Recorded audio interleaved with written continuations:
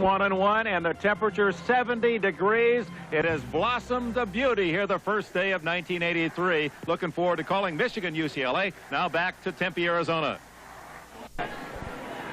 And the weather in Pasadena, a perfect 70 degrees under sunny skies. Michigan from the Big Ten against the UCLA Bruins. The Pacific 10 teams have won 7 of the last 8 games. Hello, everyone, and Happy New Year. I'm Dick Enberg, and I'm working today with Merlin Olsen, the Grand Marshal of this, the 94th Tournament of Roses Parade. And at the moment, as you can see, Merlin and his family are about to make the grand tour around this stadium and acknowledge the 104,000 fans. He joins an illustrious group: Bob Hope, John Wayne, President Ford, and others, to be so honored. Right now, let's go to New York and Len Berman. Beckler, his first Rose Bowl win 2 years ago. And leading the Michigan offense is #1, Anthony Carter, one of the most prolific receivers in college football history. A 3-time All-American who averaged a touchdown every 4 receptions in 1982. And from the Pac-10, the UCLA Bruins, 9-1-1, and ranked 5th in the nation. Terry Donahue has played here but never coached in the Rose Bowl. After 7 seasons, he gets his chance today. And leading the potent Bruin offense is quarterback Tom Ramsey, the #1 rated passer in major college football and co-MVP in the Pac-10. Earlier this season, Tom Ramsey riddled the Michigan secondary for more than 300 yards. Ramsey, Carter, Schembechler, Donahue, UCLA, and Michigan. NBC Sports presents Rose Bowl 1983, a preview of the 69th annual Rose Bowl, brought to you by Toyota, who remind you it's a good feeling to buckle up for safety. By Kentucky Fried Chicken, we do chicken right. And by the investment firm of Smith Barney. They make money the old-fashioned way. They earn it.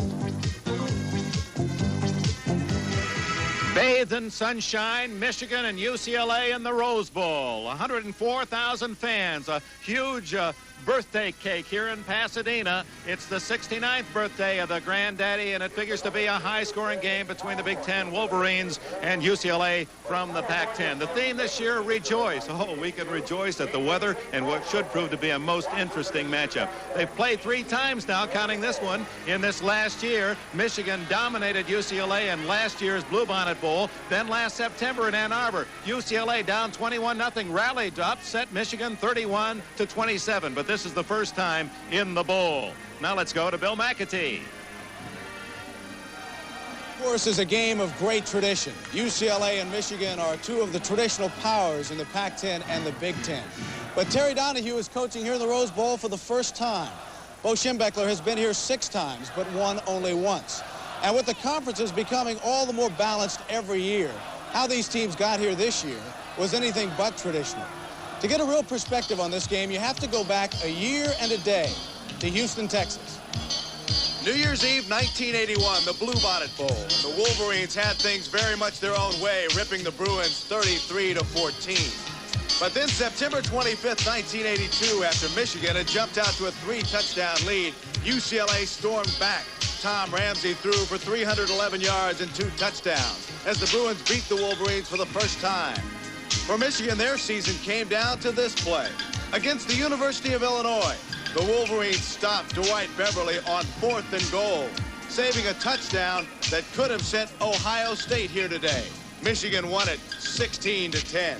UCLA's road was no easier, facing what looked like impossible odds. The final game of the season against USC, with the combination of Arizona State beating Arizona and Washington State beating Washington, it came down to this 2-point conversion with no time left. The Bruins sacked SC quarterback Scott Tinsley and won it 20-19, which brings them here today for the first time since 1976. We're minutes away from the kickoff of the 1983 Rose Bowl. In a moment, a look at 2 of the stars. We'll be back. Something special about the national anthem on the very first day of a new year. Today from the Rose Bowl, it's performed by the University of Michigan Marching Band.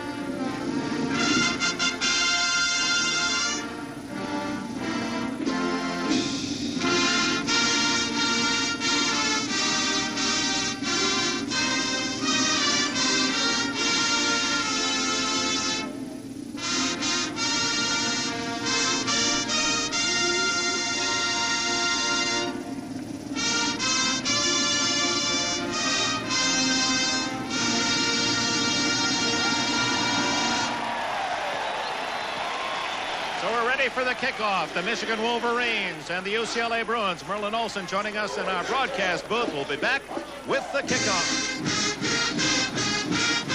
A Chamber of Commerce Pasadena day, and here come the Michigan Wolverines.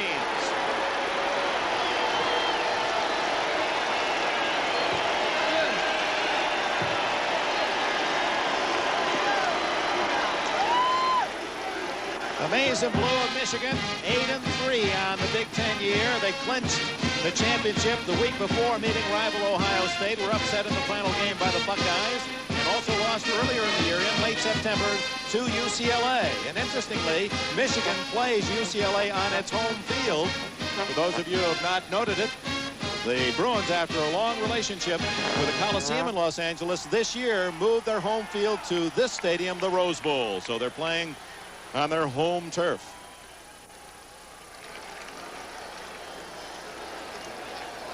UCLA Bruins, and here they come. Terry Donahue's team, his best club, 9-1-1.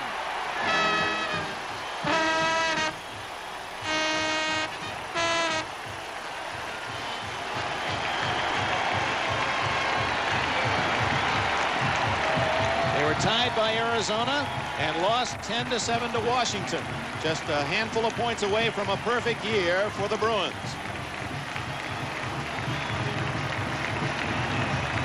All right, Merlin Olsen, some focal points.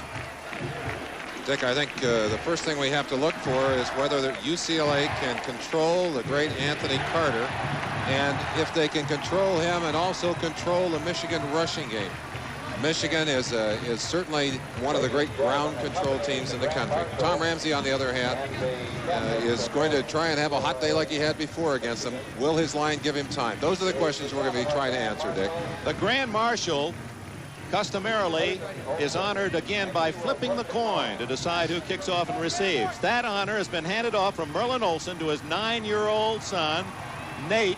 There's Nathan, handsomely attired. He's been practicing all week and flipping that commemorative coin. And here's a great moment. The rose is the head. The replica of the stadium is the tail. Nathan Olsen is going to flip the coin. You Nathan's call it the air, and we're going to let it fall on the ground. Okay, Nathan. Head. Okay. It is a head. You get this coin, and you will be presented, each one of you, with a commemorative coin to keep. You are going President of the 94th Tournament of Roses, Thornton Hamlin, you saw, congratulating the captains from both sides. Okay, all the captains will receive copies of those coins. And, of course, Michigan won the toss. They're electing to receive. UCLA will be kicking off. Referee and this mixed crew of Big Ten and Pac-10 officials. Referee John Presley has the teams ready to go, and we'll be back with this, the 69th Rose Bowl game, after these messages from your local station. A perfect day in Pasadena. Michigan, the only team to beat a Pacific 10 entry in this Rose Bowl in the last 8 innings, as the West Coast has dominated 7-1, and they've won 11 of the last 13 after it was the Big Ten that was overwhelmingly the winner in the early years of the Pac, started after World War II. Nick, we've talked about the two players we're going to watch most, Anthony Carter and Tom Ramsey. But in talking to the two coaches, I think the thing that's on their mind is how much psychological advantage Michigan gets from that earlier loss to UCLA. That's been bothering Terry Donahue as he prepared, and of course Bo Schembechler has whipped his Wolverines with that reminder. Kicking off, Ken Potter, number 4 for UCLA. They have 2 place kickers. John Lee tries most of the extra points and field goals, and deep to return. Anthony Carter on the near side, and freshman Steve Johnson on the far side. 70 degrees at kickoff, and we're underway. Potter moves it out of the end zone. So the Wolverines will open at their 20-yard line. The Maize and Blue, 8-3 on the year. And on offense for Michigan, Steve Smith is the quarterback. Freshman Dan Rice at fullback. Lawrence Ricks, 1,300 yards rushing on the year, all Big Ten performer. Vince Bean at one split end position. The All-American 3 times, Anthony Carter. Craig Dunaway, the tight end. On the first play, it's Ricks. At the line of scrimmage, a 1-yard gain. Lee Knowles, number 85, one of the inside backers for UCLA with a hit. The line for the Michigan Wolverines and a couple of all Big Ten performers. There's one of them, left guard Stephen Humphreys.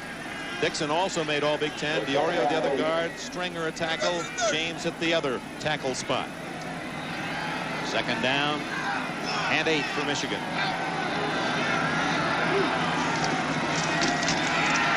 Ricks again. Not much there for the senior from Barberton, Ohio. Knowles again reading the play. Backed up by David Randall, number 64. Let's look at that defense for the Bruins. Holding Michigan to just 2 yards gained on the first 2 rushes. There's an All-American potential, Carl Morgan in the middle with Randall at one tackle and Barbie at the other. The backers, Montgomery, Knowles, and the outside Leone and Delacono. Intended for Carter, knocked away by Lupe Sanchez, and Michigan will have to kick. Montgomery, Knowles, Delacono, and Leone, the backers for UCLA. The deep back Sanchez, who just made that defensive play. Jimmy Turner, Tom Sullivan, and the hitter, Don Rogers. Michigan, this year, has allowed the man to return a kick for the opposition no more than 6 yards. That's the longest return all year, 6 yards. Sanchez, on the other hand, who is going to return this kick, averaged over 15.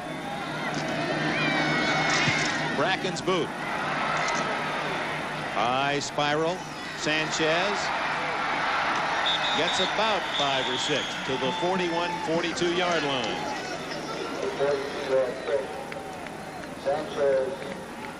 42-yard punt, 7-yard return. The offense for UCLA. All-American Tom Ramsey. Second-team All-American Bruno and Andrews, the running backs. Carney, Townsell, and Bergman, the tight end. The offensive line in just a moment. Kevin Nelson starts in the backfield. That's a surprise. He's a good receiver. And that's Nelson, number 3, breaking a tackle. He's out to about the 46-yard line. A gain of nearly 5 before number 50, Paul Gergash, can make the tackle.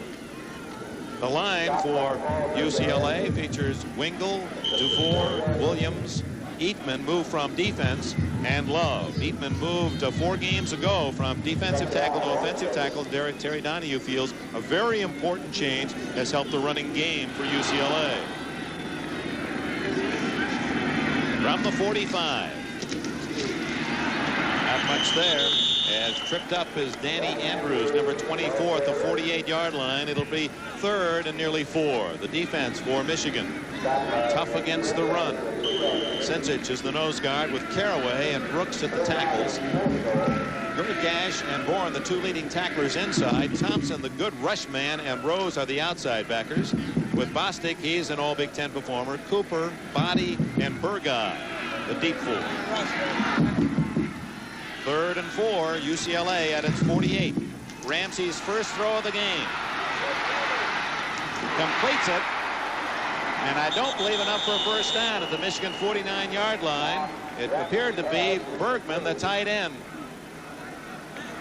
One of the things that Tom Ramsey does so well, Dick, is to scramble out of trouble. He's running against the grain, has to throw against his strength here, but puts the ball on target at the last second, gets it into the hands of the receiver, but it's short. They won't get the first down. They'll have to kick it away. That was Kevin Brooks, number 52, that pressured Ramsey. Kevin Bunifay, sophomore from Tulare, California. There his average on the season, 42.5. Carter, the All-American, back at the 13-yard line. Beautiful spiral. Carter's going to field it at the 3-yard line. Runs into his own man, and now he has blockers.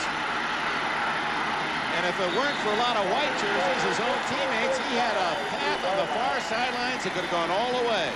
46-yard punt. 7-yard return for Carter. Michigan will have the football deep in its own end with 11:42 remaining in the first period. We have no...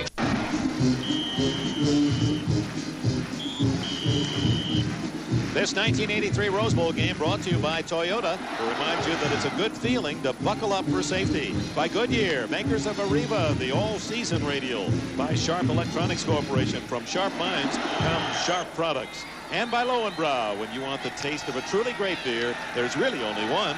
Tonight, let it be Lowenbrau. Michigan and UCLA each with a possession, unable to move the ball. Now with 11:42 remaining in the first quarter, Michigan starts from its own 9-yard line. Lawrence Ricks outside, 15, 20, and bumped out of bounds. A first down at the 25.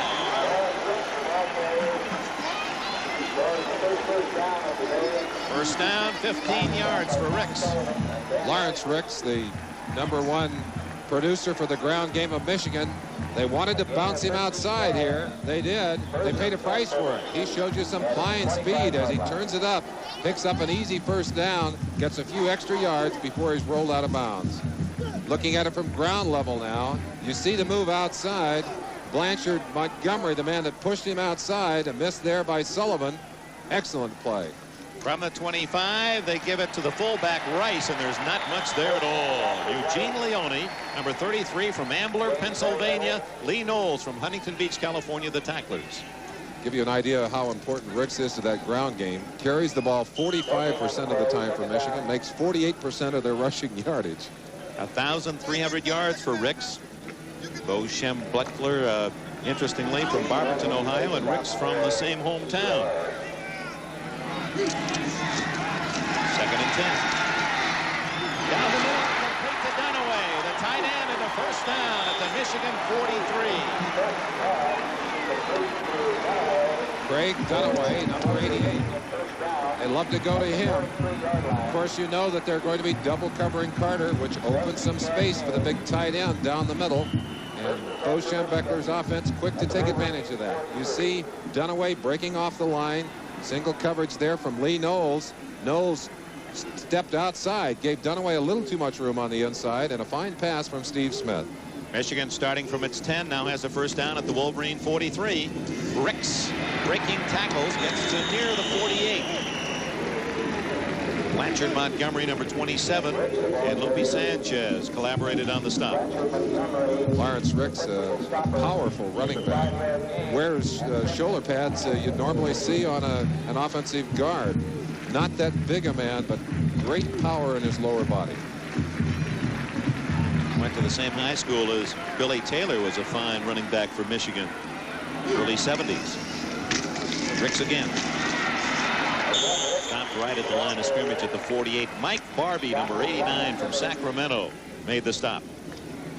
Dick, if Michigan had their way today, they would take the football and grind down the field as many times as possible. Control the football. They don't want UCLA and Tom Ramage to have a chance to hold the ball and get it in the air. They'd like to eat the clock, go down, and put some points on the board. That's part of the interest in this game. You have Bo Schembechler, who likes to run it, likes to stop the run. And Tom Ramsey and the UCLA offense, obviously a great passing team. Under a blitz, he gets it away and drops. A perfect throw by Steve Smith, who was pressured hard by Blanchard Montgomery, number 27. A stunt going on the inside. Montgomery, the linebacker, coming wide open. You'll see Montgomery coming from the backside right there. Smith just catching a glimpse out of the corner of his eye, delivered that ball on target. What an excellent pass under pressure, but the receiver simply could not hang on to it. Rogers, the man who dropped the football. Lupe Sanchez at his 11-yard line is Don Bracken, who owns the Rose Bowl record for the longest punt 2 years ago. Picked 173 yards. Fair catch and in a crowd. Ooh. A good job by Sanchez at the 21-yard line. Sanchez unafraid as he raced in there. That could have spelled disaster, but he pulled it off. Timeout, 9 minutes and 29 seconds remaining in the first quarter here at the Rose Bowl in Pasadena. The Wolverines and the Bruins, no score. Tournament of Roses, rejoice, and we were all happy for you and proud. Well, it's been an exciting day, but a very long day, and it's going to get a lot longer, but we got a lot of excitement on the field, and that gives me all kinds of energy. I'm looking forward to seeing this game. Can't even pick up his right arm. He's been waving it for 5.5 miles, and some million people along the parade route. Tom Ramsey, the quarterback, has played throughout his life in the shadows of Jack Elway, the All-American from Stanford. And this year came into his own. Appears as tight end Bergman across the way. Paul Bergman from Canoga Park, California. Ramsey so very quick, uses his feet. Watch how quickly he gets back to set this one up. Pure pass play, reading his tight end. He had another receiver downfield. Could see that he was not going to get the shot open and rifled it outside, put it in perfect position. 5 yards in the play. Out of the eye this time, Nelson. He has a first down at the 36-yard line. Kevin Nelson, the younger brother of the Minnesota Vikings rookie Darren Nelson, who was an All-American at Stanford. 10 yards for the junior from Los Angeles. Dick, will see a lot of backs alternating for UCLA. Nelson, one of them. The reason for that is that Coach Donahue doesn't feel that he has a dominant back, and he's got a lot of small backs, 5'10", 194 pounds, but not a tough. Now,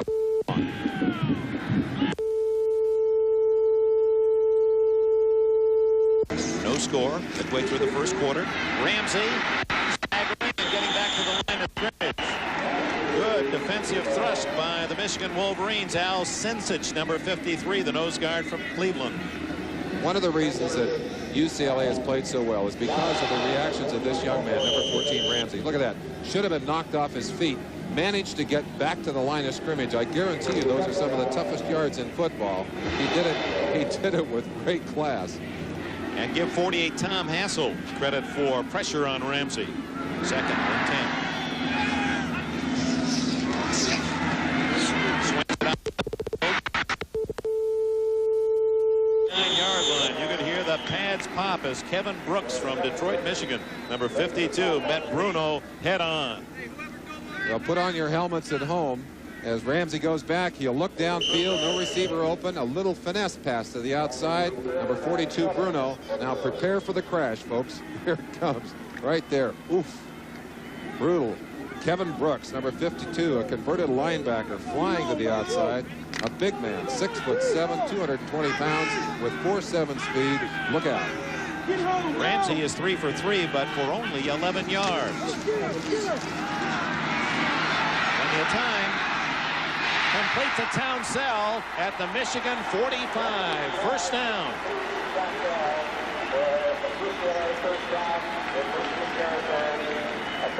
JoJo Townsell, an extraordinary receiver at the college level. Has a great feel for patterns. Look at him. Look for the opening in that secondary, and has great hands, great concentration on the ball. Has made some catches during this year that are truly outsizing, and Ramsey knows how to get that ball into his hands. Number 57, Tim Anderson, made the tackle at the Michigan 45, UCLA in Wolverine territory for the first time. 6:48 left, first quarter. Ramsey to his tight end, Paul Bergman. He's all the way to the 27-yard line. 18 yards on that pickup, Dick, and one of the things that really impresses me about Ramsey is his ability to read the defenses and to get the ball to the target, either with the right kind of finesse or, in that case, the right kind of zip. That was a pattern that had to be zipped in to big Paul Bergman, and he just laid it in there like a fastball. Ramsey now 5 for 5, hitting Townsell for 16, and now 18 for Bergman. Deepest penetration by either team. A quarterback draw. Ramsey to the 23. Extricated himself from the grasp of number 52, Kevin Brooks. And finally the tackle by Winfred Carraway, 63. In today's game, Toyota will present a special trophy and a $1,000 scholarship to the most valuable players. Later in the telecast, we'll let you know who those outstanding stars from Michigan and UCLA are. I think that was a page out of Michigan's playbook. They love to run that quarterback draw. Ramsey trying to give them some of their same medicine. 2nd and 5. Number 24, Andrews. No hold off right tackle, so he made a nice little slide inside to the 20, short of the first down by 2, maybe 2.5. Al Sinsich made the stop. A lot of responsibility for Sinsich, nose tackle. He's got to crack that cup. One of the differences in this team is Danny Andrews and the rushing game. When they played earlier, when these two teams played earlier, UCLA was not able to rush the ball. It looks like they're being able to get some success in the running game today. That's not good news for Michigan fans. Big play. Third down, about 2.5. Ramsey. Oh, wide open is Bergman, and he's all the way to the 10-yard line.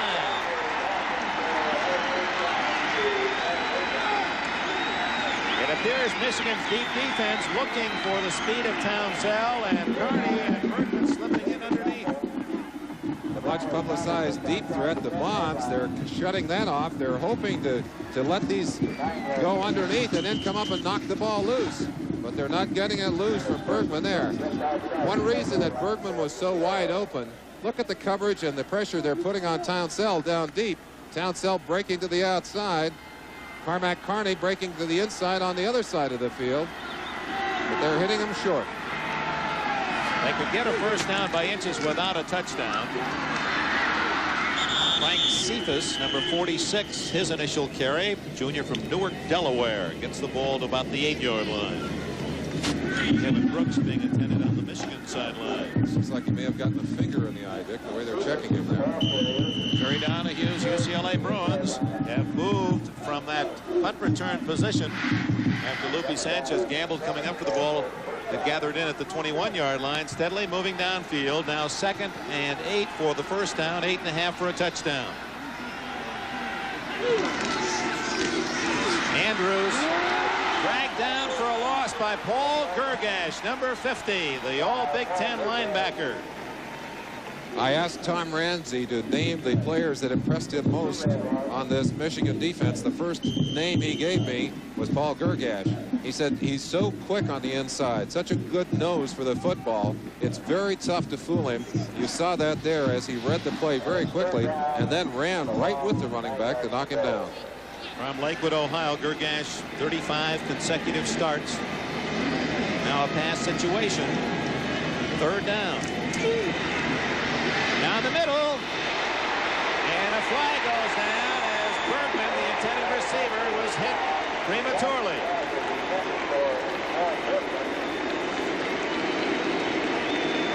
Give you a chance to sense this play coming right into your living room, coming from right to left across your screen. Now you'll see the receiver coming in, and the contact right there, well ahead of the ball. Mark Ferguson, the man that grabbed him, pulled him down. Tom Ramsey being given the option here, and obviously will take it. It'll put them in a good position, very close to the goal line. Defensive pass interference. First down. Let's look at it again. The rule, again, the same. You simply cannot make contact with that receiver when the ball is in the air before he has a chance to take the ball. No question about it. And Ramsey, how did he feel about it? Well, we'll give you a look. Quarterbacks will take their yardage any way they can get it. Ramsey said, hey, you can't interfere. Hey, you can't let him get away with that. Okay. First and goal outside the 2. This is Nelson. He has knocked out of bounds. He was as close to a touchdown as you can get. They'll mark that one just inches away.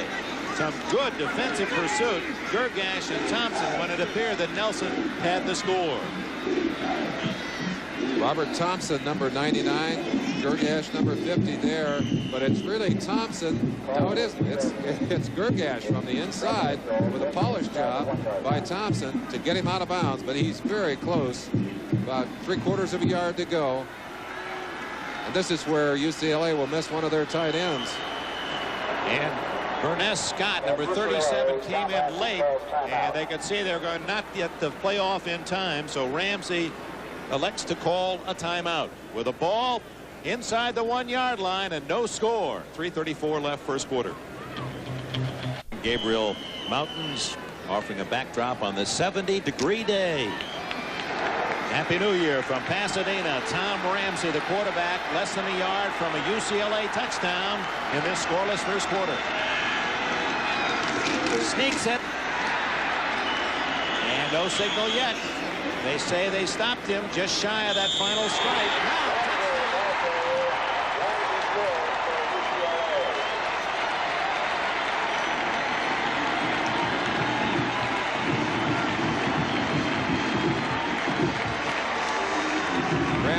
able to slide in under the stack there. Referee not willing to call it until he saw where Ramsey ended up. But great second effort by Ramsey as he just pushes and pushes. Caraway and Anderson, the two men pushing on him there. Gets a good shot from Dan DeFore, his center, and slides over the top. Number 75, Eatman in there, driving people back. Good play for the Bruins. Let's see if they can make it 7-0. Rick Neuheisel, number 10, will hold for John Lee, Korean-born place kicker. Neuheisel separated his shoulder in the final game of the season against the University of Southern California, but is able to hold.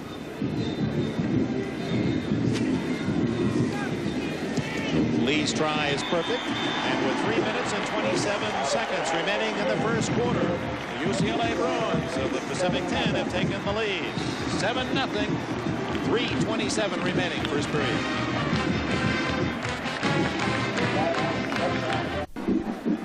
Thirteen plays, 79 yards for UCLA in a bit more than 6 minutes. Ramsey, who scored 6 touchdowns on the ground himself during the course of the year, with a payoff, and UCLA leads 7-0. Anthony Carter and Steve Johnson will be deep to return as Ken Potter sets to kick off. Carter, who is such a tremendous all-around athlete, and now that he's in his final collegiate game, will be used on all punted kickoff returns. Potter didn't give him a chance the first time. Let's see about this one. No. That's one way to defend Anthony Carter. Well, NBC is proud on January 15th to present the Hula Bowl, the showcase of senior talent in college football, live from Honolulu. Such players as two-time Outland winner Dave Remington, explosive running backs Eric Dickerson, Kurt Warner, quarterbacks Dan Marino and Tom Ramsey. They'll be displaying their talents prime time here on NBC Sports January 15th at 9 p.m. Eastern Time. Carter in motion and trouble. Breaks one tackle. And is bumped out of bounds at the 19-yard line. A yard lost by Lupe Sanchez. Neil Delicano, the man that confronted him, but Carter showing his extraordinary quickness. Now watch this. Delicano has got him dead to rights. A little stutter step, a little bit of power to the outside, and Carter turns a sure loss into a small gain, or perhaps a short loss. Actually, he's a yard behind the line. But what looked to be a short 10-yard loss, he's able to get back to almost the line of scrimmage. Second down and 11 for quarterback Steve Smith. It's Ricks. No, Smith himself who keeps, and he is smothered in UCLA blue.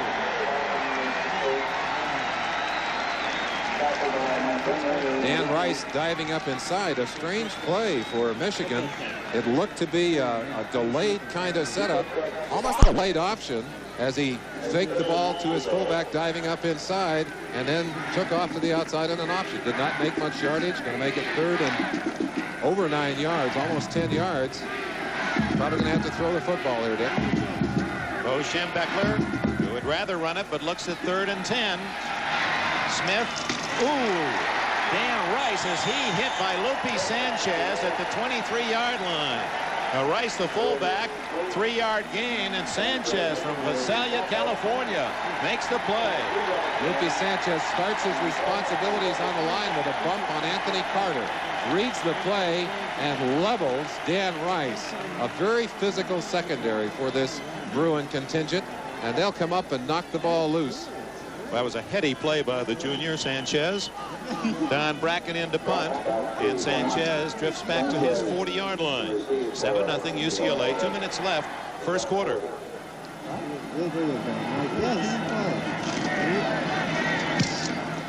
Good kick. Sanchez, no fair catch. Breaks a couple of tackles.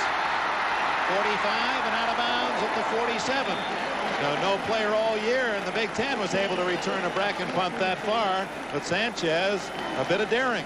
A great double block by number 41, Doug West. But let's go back to that play just before, when you saw Sanchez come up with that great tackle. Another shot of Rice as he looked around and knew he was in trouble with Sanchez right into his ribs.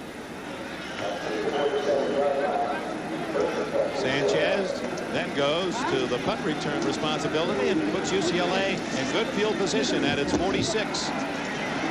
Quick swing out to Bruno. And he powers his way to the Michigan 45-yard line. Takes half the Wolverine defense to get him down after an 8-yard gain.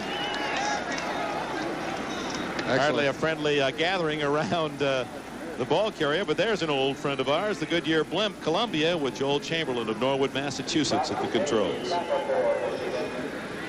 Excellent gang tackling by Michigan. Unfortunately, a 9-yard gain before they got him on the ground. Keith Bostic, great safety, and Evan Cooper, two of the defensive backs there first, along with Marion Body. They were swarming on that play, but they've got to swarm a little quicker if they're going to stop UCLA. Ramsey is 7 for 7 passing, stays on the ground, and a big hole for Cephas, who gains another 10 and a UCLA first down.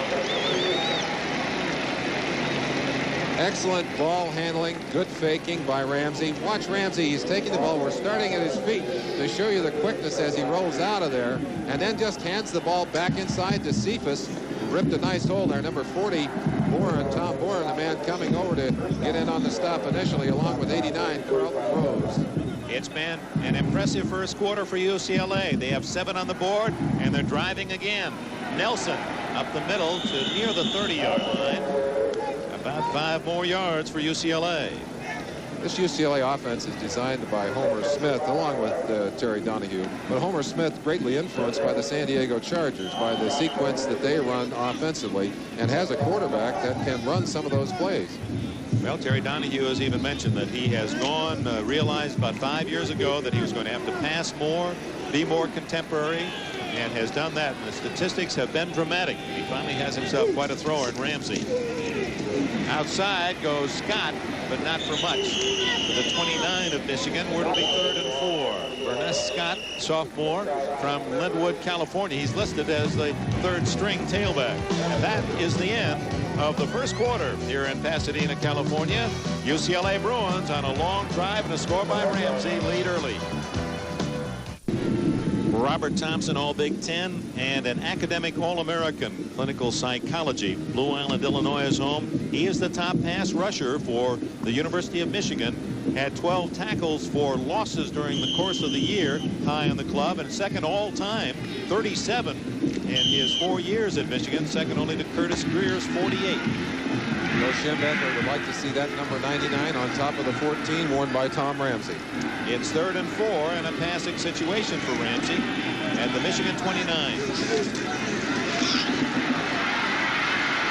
Ramsey incomplete at the 20-yard line. A diving try by Burness Scott.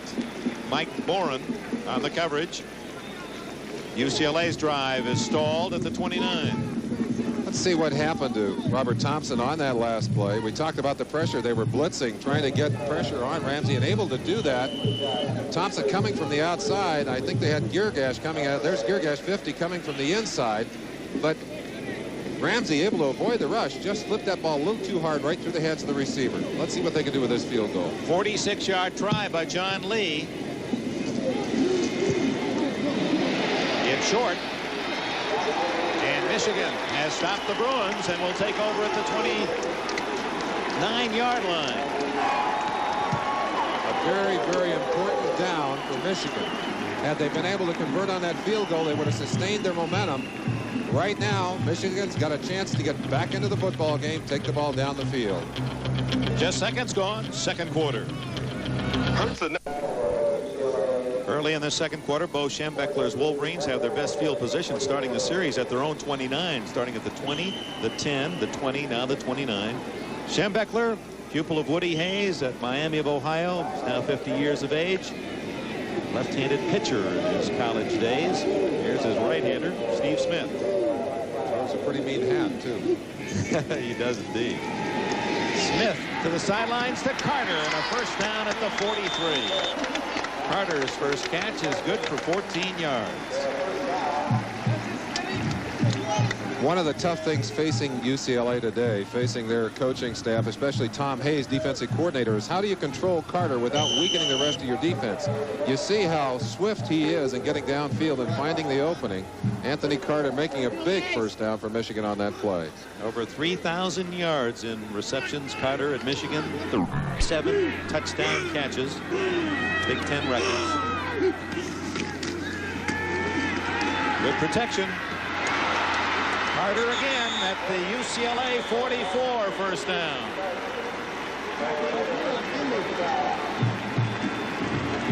Anthony Carter in traffic, catching a bullet of a pass as he just breaks down into a little hook pattern. Watch that ball. Very hard throw, and it's excellent job by Don Rogers. 32, Tom Sullivan, one of the men responsible for the turf that Carter's trying to open up. That's Bean that he was working on there. And as he went out with Bean, he opened an alley for Carter behind him. 2 good throws by Smith. Now on the ground to Ricks. And he's hit shy of the 40-yard line by Mike Barbie, senior starter from Sacramento for UCLA. Michigan coaching staff talks about Steve Smith in much the same way that I think UCLA talked about Ramsey a year ago. They feel he's making that kind of progress. Needs to take the next step upward now. Of course, he can do that if he can learn to read defenses effectively, learn to sense the rush, learn to take advantage of the opportunities offered to him by the defense. Smith, a junior from Grand Blanc, Michigan, an excellent runner. He has 4.5 speed. He may be the fastest back on the Michigan squad. He's going to use it here. Oh, trying to cut at the 35. He goes down a couple of yards short of the first down. Well, that brings up a question. Michigan plays on a home field that's an artificial turf. They're playing on grass today. Dick, the only other game they've had in this entire season on natural turf was against Notre Dame, and they played lousy football by their own admission. Little quarterback draw here. Plan play by Smith. Now watch him as he tries to cut off the inside foot right there, and just simply could not hold the cut on the inside foot. You can do that on artificial turf. Big play for the Wolverines. They give it to Ricks, and he's toppled shy of the first down. Knifing through was number 51, Tommy Taylor, for Terry Donahue's Bruins. Taylor from Chattanooga, Tennessee. Did he submarine? And they're going to go for it on a 4th down, just about a yard away from it. Anthony Carter checks in with a play. Schembechler sending them in from the sideline. Milt Carthens, number 83, tight end, comes out. Trailing 7-0. Schembechler goes for it at the Bruin 35 on 4th and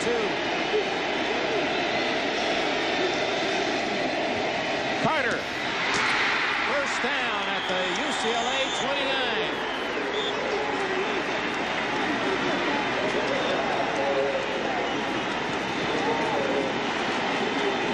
Bo Schembechler normally plays it pretty close to the vest. Terry Donahue's shaking his head. He said, why is he going to go for it there? But of course, he's got Anthony Carter, number 1. Steve Smith shot that ball out there. Anthony handled it beautifully. Many nicknames for Carter, number 1, so they call him Ace. Stands for the 1, and also, in fact, he is just that.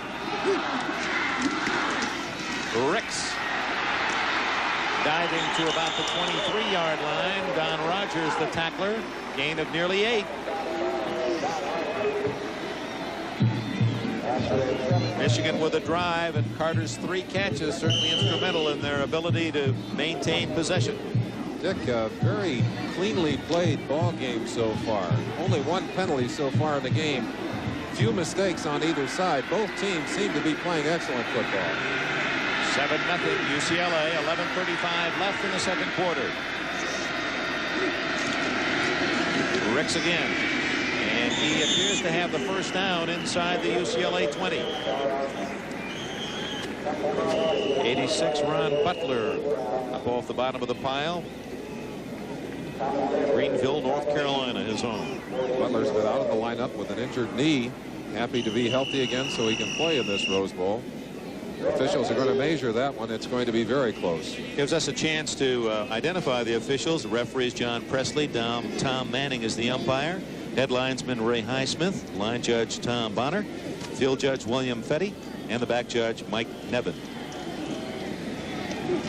First down, Michigan. You know, in 1970, Bo Schembechler didn't make his first Rose Bowl game because he suffered a pregame heart attack. Open heart surgery paved the way for Bo's successful recovery, and in recent years, he has joined forces with our good friend Bob Hope in seeking corporate sponsorships for the Bob Hope Heart Research Institute. The focus of the Hope Heart Research Institute is the prevention of heart and blood vessel disease. Deflected and intercepted by Rogers at the 19-yard line. UCLA has the turnover.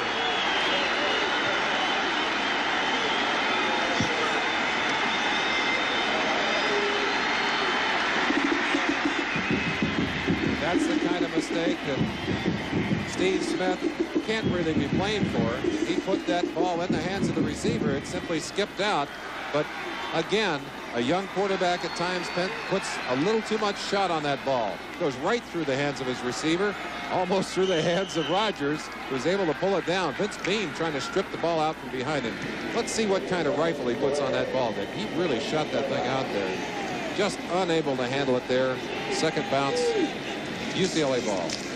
Well, he was throwing for Rogers, but he found the wrong one catching it. At the 27-yard line goes Danny Andrews. Rick Rogers, who dropped the pass earlier, appeared to be the man who had his hands on that last one. Deflected into the secondary to Don Rogers of UCLA.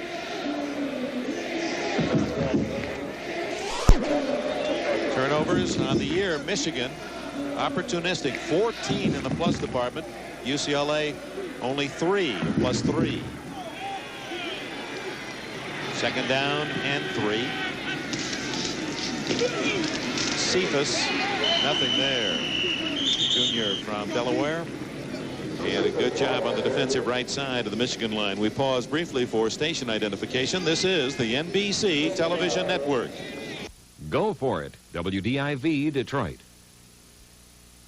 From the Rose Bowl in Pasadena, Dick Enberg with Merlin Olsen. 10 minutes, 11 seconds remaining in the first half. UCLA scoring the game's only touchdown, a 1-yard dive by their quarterback, Tom Ramsey. The Bruins have just stopped Michigan on a pass interception. It is 3rd and a long 2. And a first down for Nelson. Kevin Nelson has been a bit of a disappointment for UCLA this year. The Pacific 10 Skyriders in the preseason voted him as the potential back of the year in the conference, and yet he lost his starting job to the freshman Danny Andrews, but trying to win favor back from Donahue with his play in this first half.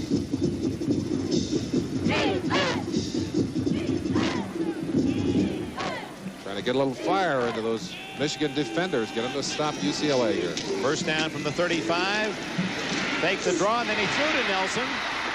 That was an interesting call. First down at the 48. Fake to Nelson, who was hit, slipped through, and then Ramsey pulled her back and fired to Nelson on the pass. Nelson may have taken a shot on that play as he heads off, but Ramsey, watch him. He's going to look first to his left, looks downfield. Now Nelson ducking underneath. Ramsey finds him with a little quick toss there. Does an excellent job of finding an open space in that pocket. Lots of pressure. Ramsey able to avoid it on that play. UCLA 8-6 in the first downs, has another first down at its 48. Andrews tripped up at midfield. It'll be second down and 8. Mike Boren, the junior from Columbus, Ohio, made the Michigan tackle. He was the #1 tackler this year for the Wolverines with 160. Talking to Homer Smith about this defense that his UCLA offense is facing today, he said the first thing you see when you see film of Michigan's defense is the kind of quality coaching they have, the kind of discipline they have as a defense. They have excellent techniques, unusual techniques. They really are playing with 5 linebackers up front, counting on their quickness rather than physical strength and size. On second and 8, Ramsey pumping. Couldn't find his man at the 35-yard line. Townsell lost his footing, and a pass that looked as if it might have interception written on it. This turf is excellent. You've got great footing out there, and Townsell just found a slick spot there as he kind of tripped on himself. Watch him here. His feet are going to go right out from underneath him. He tried to put the brakes on to get back to that football. A shot of Ramsey now. You see the quick fake by the quarterback. Almost a pitcher's motion. Boy, he gets that ball away in a hurry, and he was sorry it was dropped too. Third down and 8.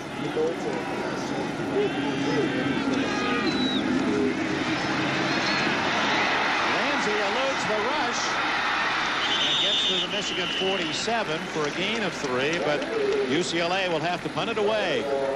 Mike Bourne made the tackle. The Wolverines had someone coming on Ramsey that time. 99, Robert Thompson. Watch Ramsey now. Thompson will go right over the top of it. Coming in from the inside.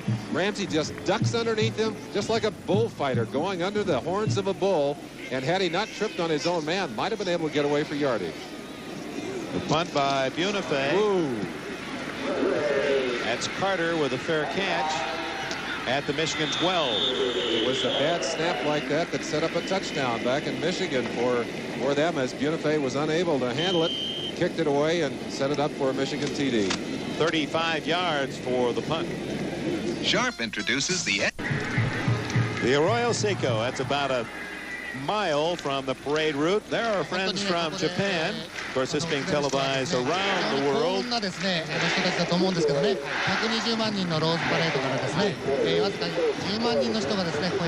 we thought it might be fun for you to hear them call this first down for Michigan from its 13-yard line, the Wolverines ball.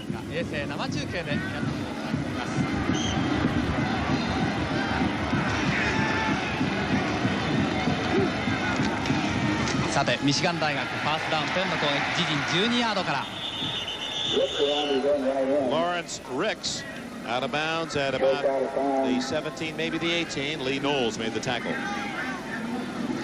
Along with Japan around the world enjoying this 69th Rose Bowl renewal. From A to V, Australia to Venezuela. And of course, to the members of the armed forces in the Atlantic and Pacific fleets. Happy New Year, everyone. Smith with a little swing.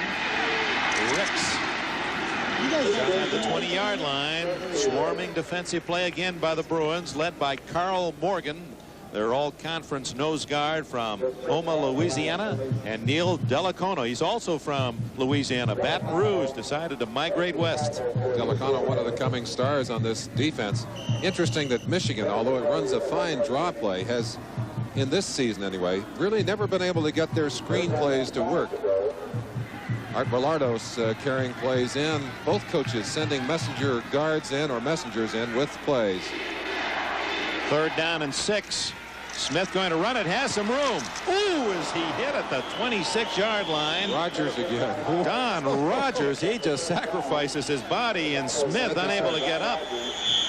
Don Rogers said that Kenny Easley, who was the great All-American, taught him how to do this. That's that delayed option again. You saw the little delay there, fooled UCLA, but watch coming from the left side of your screen, number 7, right there, Don Rogers.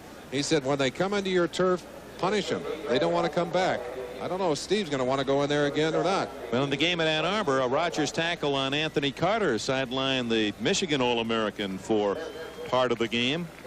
Smith coming off the field momentarily. That will put Dave Hall, number 7, into the game in his place. Hall has not played a lot of football. That certainly would be a blow if Smith was unable to continue. Looks as if he's all right. Hall from Livonia, Michigan, is a junior. He made a brief appearance in the 1981 Rose Bowl game. Good all-around athlete, also a member a year ago of the University of Michigan basketball squad. Is he a triathlete, Dick? Triathlon? No, not a decathlete. Junior decathlete, yes, indeed. Finished 2nd in the nation as a junior decathlete.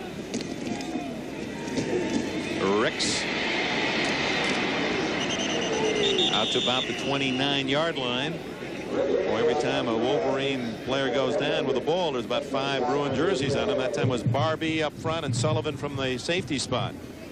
One of the marks of a great ball carrier is the ability to stay behind the blockers, to set the blockers.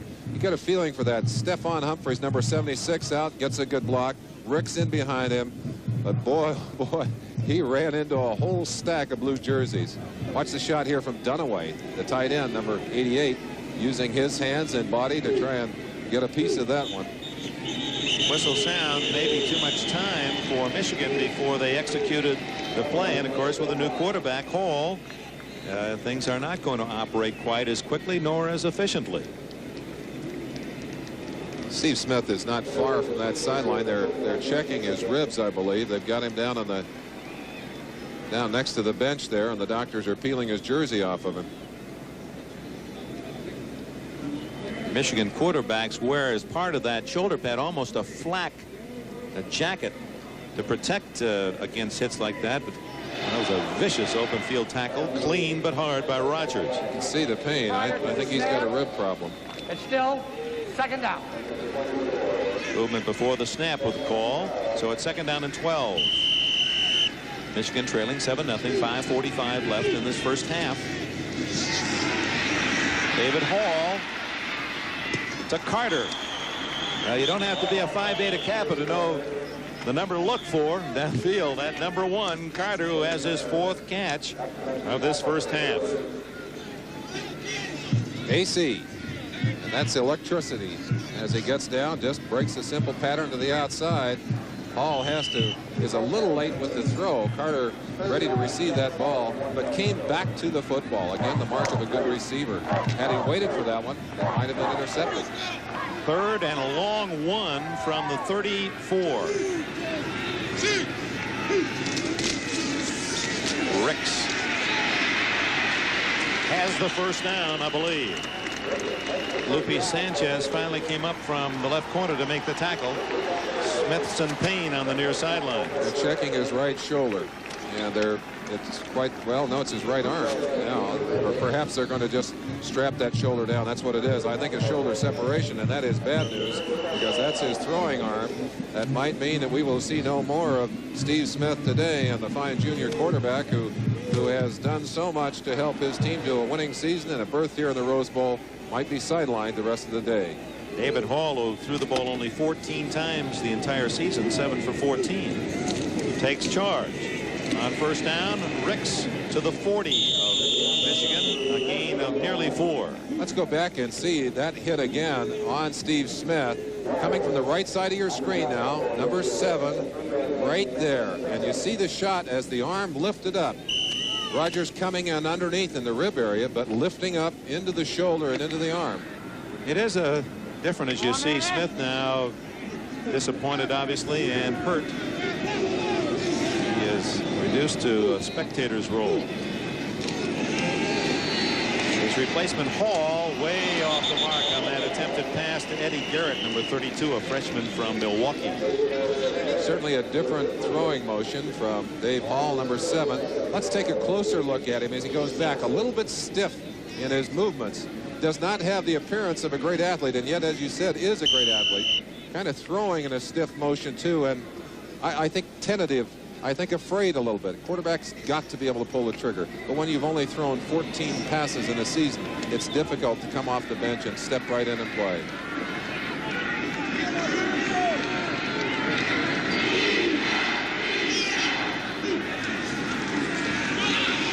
Ricks down in the backfield at the 36-yard line. Blanchard Montgomery, number 27, was in there.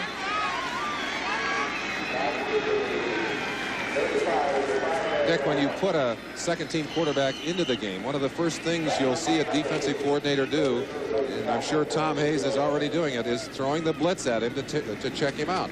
Second-team quarterbacks don't usually read as well. Consequently, they aren't able to take advantage of the blitz. Bracken to kick. Will deliver from his 26.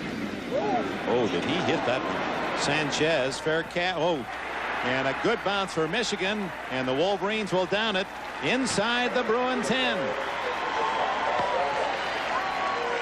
So the Rose Bowl record holder, Don Bracken, 73-yarder against Washington 2 years ago, hits a 56-yard with no return, and we have a timeout with 3:08 remaining in the first half, and UCLA up by 7.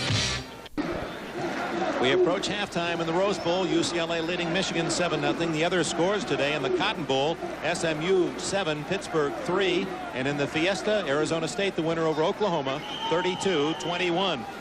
Merlin Olsen, it has seemed to be a UCLA first half. Are you surprised at just 7 points on the board? They're one play away, at least Michigan is one play away from tying the game, and they have had a lot of bad luck in this first half. No bad luck there. Great defensive execution by the Michigan Wolverines, led by Carlton Rose, 89, from Fort Lauderdale, Florida. one of the things that happens to a team when they lose a quarterback, when they lose a star, is that the other members of the team, especially the veteran members of the team, the guys who are seniors and the guys who have been playing for a while, they suck it up. They come a little bit harder. On defense, they're going to suck it up a little bit. You'll see them coming harder here. They want a turnover. They'd like to kick the ball loose, get a chance at a touchdown themselves. On second down, Frank Bruno across the 10 to the 11-yard line. It'll be about third down and 7. Bourne and Gergash, two fine inside linebackers for the Maize and Blue, made the tackle as time ticks away at the end of this first half. Certainly had a lot of calls for those two inside backers today, as they are living up to their reputations as quick, aggressive football players. UCLA 4 for 7 third down conversions. Ramsey stays on the ground to Andrews. Out of bounds at the 18-yard line. That'll be very close to a first down. Robert Thompson, number 99, getting blocked by Duval Love, 67, gets outside, gets by a second block, and almost gets number 24, Danny Andrews. Andrews knocked out of bounds just shy of the first down. We're going to see a kick here for 17 coming in. Kevin Bunifay will punt for UCLA. And Carter should come up with good field position for Michigan. He stands back at the 44 of the Wolverines. They're after him. Rose just missed blocking it. A short kick and a fumble by Carter. And I believe UCLA has recovered.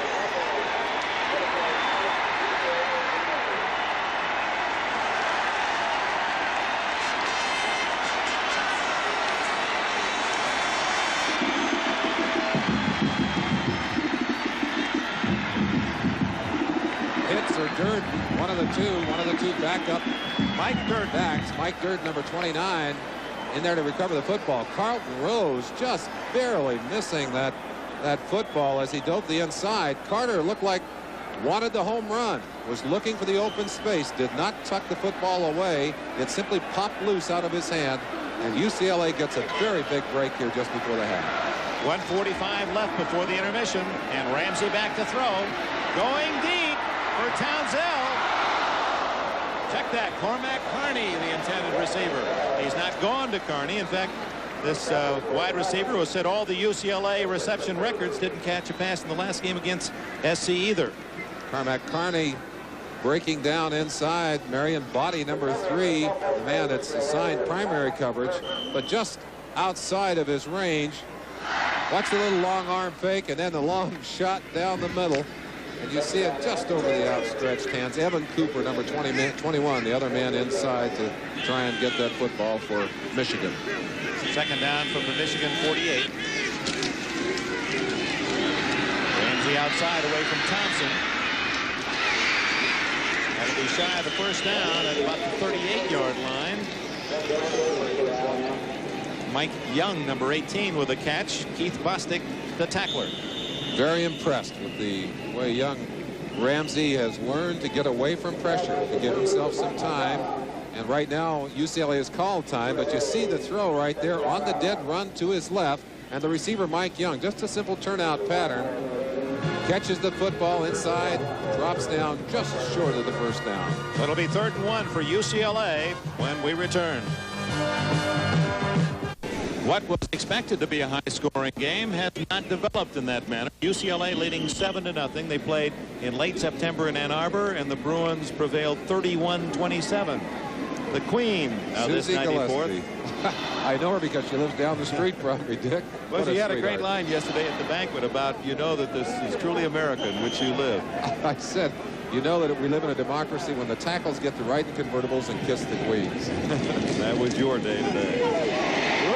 Little counter, and on the inside goes Cephas, and a first down at the Michigan 20-yard line.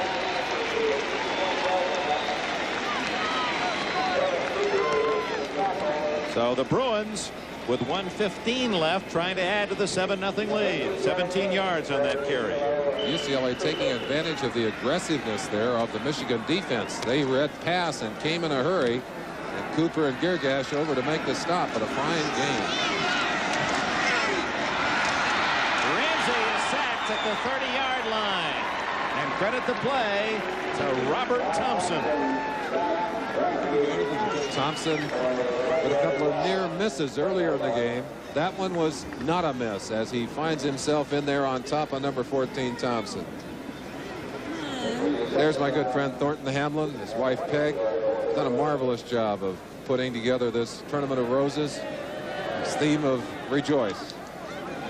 1:01 remaining in the first half here at 7-0 UCLA. Now let's go to New York and Len Berman. Thank you, Len. It's 7-0 UCLA here. And SMU with that win. Should Penn State beat Georgia, some of those Mustangs say, hey, they should be #1. You got to listen to them. They've had a great year and they are unbeaten.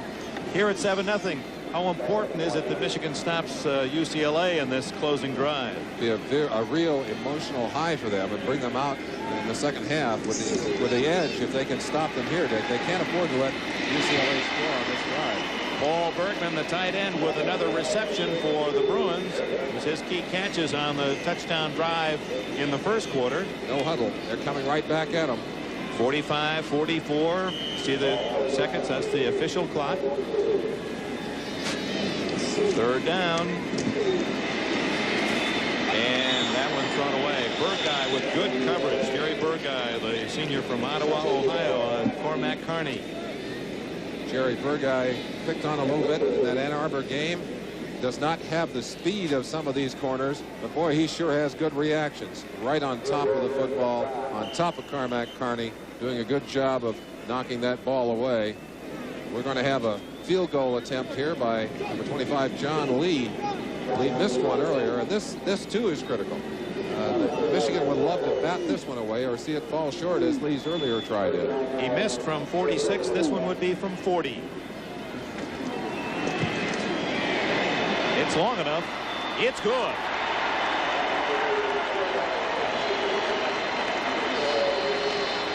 So the freshman, whose last-second field goal tied Arizona here at the Rose Bowl, and everyone said that was, well, there goes the Rose Bowl. But as it turns out, the fact that he kicked that field goal and got the Bruins a tie got them here today, and it's 10-0 UCLA. For a freshman, just has had a fantastic season. Gary Moeller, defensive coach, I'm sure feels that maybe is as good as his defense could do on that drive. Did not want to give up the touchdown. They didn't want to give the 3 either. But at 10-0, they're not that far behind. They've got a whole half of football left. I'm sure you're going to see them come out roaring in the second half. We've got a lot of football left to play, Dick. And don't forget, here on NBC, lots more to enjoy on this January 1st, because after the Rose Bowl game on to Miami, Florida, the Orange Bowl, Nebraska and LSU set to take the center stage down there in Miami. Don Criqui and John Brody standing by to call it for you. Of course, that always means that terrific halftime extravaganza at the Orange Bowl. You always have Walt Disney and all of his friends. Terry Donahue played in the Rose Bowl in 1966. The 14-12 upset UCLA over nationally top-ranked Michigan State. He was a 197-pound defensive tackle. A tackle. Started his last 2 years. Why didn't they ever line tackles like that up on me? The kick by Potter. And again, they're not giving Carter a chance to return. Just a line drive that one through the end zone. And Michigan, with 30 seconds remaining in the half, will start from the 20-yard line. UCLA scoring by quarter. You can see that pretty good balance through the course of the year. They were the 3rd highest scoring team in the nation, behind Nebraska and Florida State. Now look at the Michigan scoring by quarters. The second quarter always their biggest quarter. Not as big as scoring 3rd and 4th quarters, but they certainly have the capability to come back, pop the ball loose a couple of times. If they can do that, they get themselves right back into this game. Well, they were the 14th best scoring team in the country, averaging over 30 points a game, so it doesn't figure that they're going to be sitting on that goose egg for 60 minutes. Ricks conservatively staying on the ground to the 28, clock running at 22 seconds. Dick, one thing that UCLA has been able to do on all 3 kickoffs, the ball has gone out of the end zone, and with a returner like Carter, who averages over 17 yards every time he touches the football, they've saved themselves a lot of yardage in the process. David Hall, lanky 6'4", talking with his head coach Bo Schembechler. Bo has been good-mannered and a happy person. I've had the feeling throughout, Merlin, that he really thought his team would win today. He said it publicly, and that's not like him. I think one thing that's helped his teams in bowl games is that he has become less intense and has ground them less. I think backing off a little bit. They feel that their field house back there, the fact that they've been able to practice has helped them. I'm sure that's true too. But I think that when Bo was so intense for those games, he wound his teams too tight. It was difficult for them to play. Well, what a record. In 14 years in Ann Arbor at the University of Michigan, his teams have lost a total of only 27 games. That's less than 2 per year. And he's back in the bowl for the 7th time. He's a real coach. He certainly has the respect of all the coaches around the country, too. And the respect of his players. Indeed. Well, yesterday at the luncheon, he said, well, I don't want to get all angry now. I asked him a tough question. He said, you know, my father, Woody Hayes, and I brought a chuckle. He has some of the same fire in the furnace as the former head coach at Ohio State. Handoff with a flag down. Rice has a first down at the 33, and that's only the 2nd penalty flag that we've seen this afternoon. An extremely well played first half. 2 penalties and 1 turnover. Most unusual for an emotional game like this. UCLA offside, and they gained about 5 yards. It really doesn't matter much what Michigan does. It did stop the clock with 16 seconds left.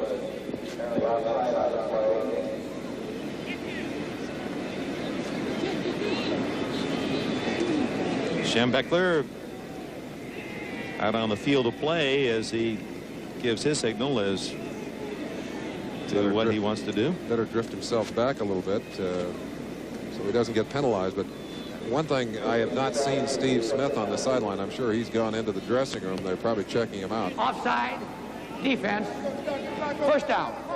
And I'm sure that Bo Schembechler and the rest of his crew would love to see Steve come back onto the field in the second half. That might be possible, although he certainly seemed to be in a lot of pain as he left the sideline area. This large crowd, quiet at the moment. Some 104,000 fans, and blue and gold is the theme of this 69th Rose Bowl game. The maize and blue of Michigan and the yellow and blue of UCLA. Well, we're off after the Rose Bowl to a game that we've been anticipating for quite some time. Here's the schedule on NBC tomorrow. Cincinnati. Actually, that's Cleveland at Pittsburgh. I don't believe it's the Bengals. I hope that's Cleveland. At least that's what it says in my book. There might be a surprise for Forrest Gregg may wonder where he is going. Then we're going to go on down to San Diego, where the Los Angeles Raiders, San Diego Chargers are involved in what should be a most interesting matchup, a high-scoring team. The Chargers against the Raiders with a tough defense and Marcus Allen. And to the winner, perhaps a chance to play all of its games right here in California, including the Super Bowl here at the Rose Bowl. And as late as we got into this season and into the playoffs, that would certainly be an advantage. What a beautiful shot of this just gorgeous football facility. Now, folks, in the snow and cold of the Midwest and East, it really isn't that nice in California. It just seems that way. Hall incomplete at the 50-yard line at Carter, and the Michigan fans wanted a penalty. The hit was made by Walter Lang, a senior from Miami, Florida. Number 2. UCLA loves to get 5 and 6 defensive backs on the field. And, of course, now anticipating deep pass, they got them all in there. Hit by Lupe Sanchez on Carter first, and now he draws a crowd downfield. Right there, Sanchez, number 21, and then Lang from the backside, but hitting him well after the ball had arrived. He takes a beating in there and comes right up off the field. We have to be impressed with Sanchez. We've caught him a couple of times making one play near the line of scrimmage and then hustling back to be a part of the play downfield. With 8 seconds, 7 seconds. Is it a catch? Yes, at the UCLA 49-yard line. Craig Dunaway, the tight end. He's from Pittsburgh. 1 second showing on the clock as Michigan uses its final timeout. 18 yards on that throw from David Hall. That ball very close to the ground as Dave Hall throws it into his tight end, Big Dave Dunaway, or Craig Dunaway. Let's see if we can see it bounce off the turf. Nope. He's digging it out. Very close to the turf. Tom Sullivan got up saying it was not a catch. But the officials award him the yardage. 1 second. Let's see what they can do with that much time. Ironic. 1 second to go, or apparently time running out in that UCLA-Michigan game back in Ann Arbor. And UCLA all the way off the field. The officials called them back onto the field, put 1 second on the clock, and Michigan was able to get a three-pointer through the uprights. I want to talk about something else too, Merlin. David Hall in reserve for the injured Steve Smith. Reminds me of a Rose Bowl game not too long ago in 1976. Ricky Bell of the University of Southern California against Michigan was injured, remember? And we found out a new name that day. Charles White, a freshman, came in. He rushed for nearly 150 yards and scored a touchdown. And USC defeated Michigan that afternoon. I think Michigan saw Ricky Bell go to the ground and said, well, there goes the load off our backs. And all of a sudden, out of nowhere came Charles White. Terry Donahue contemplating just what Michigan might try here. It's fairly obvious. They'll probably send their speed deep and throw in high and long and hope to get either a defensive call, interference, or a ricochet touchdown. Let's see how deep those defensive backs get.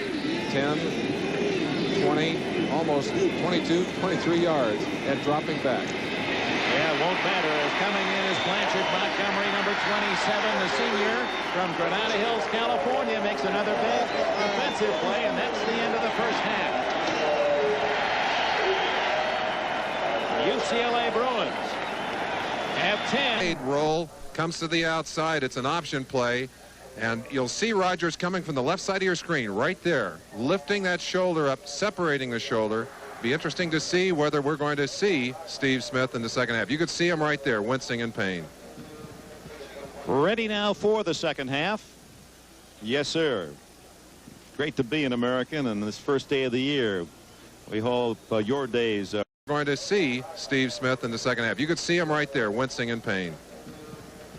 Ready now for the second half. Yes, sir. Great to be an American on this first day of the year. We hope your days are joyous in this 1983. Here are the statistics. First half, Michigan actually one more first down, and total yardage, UCLA with just 29 more yards, but it seemed that the Bruins had a bigger advantage in the game's play.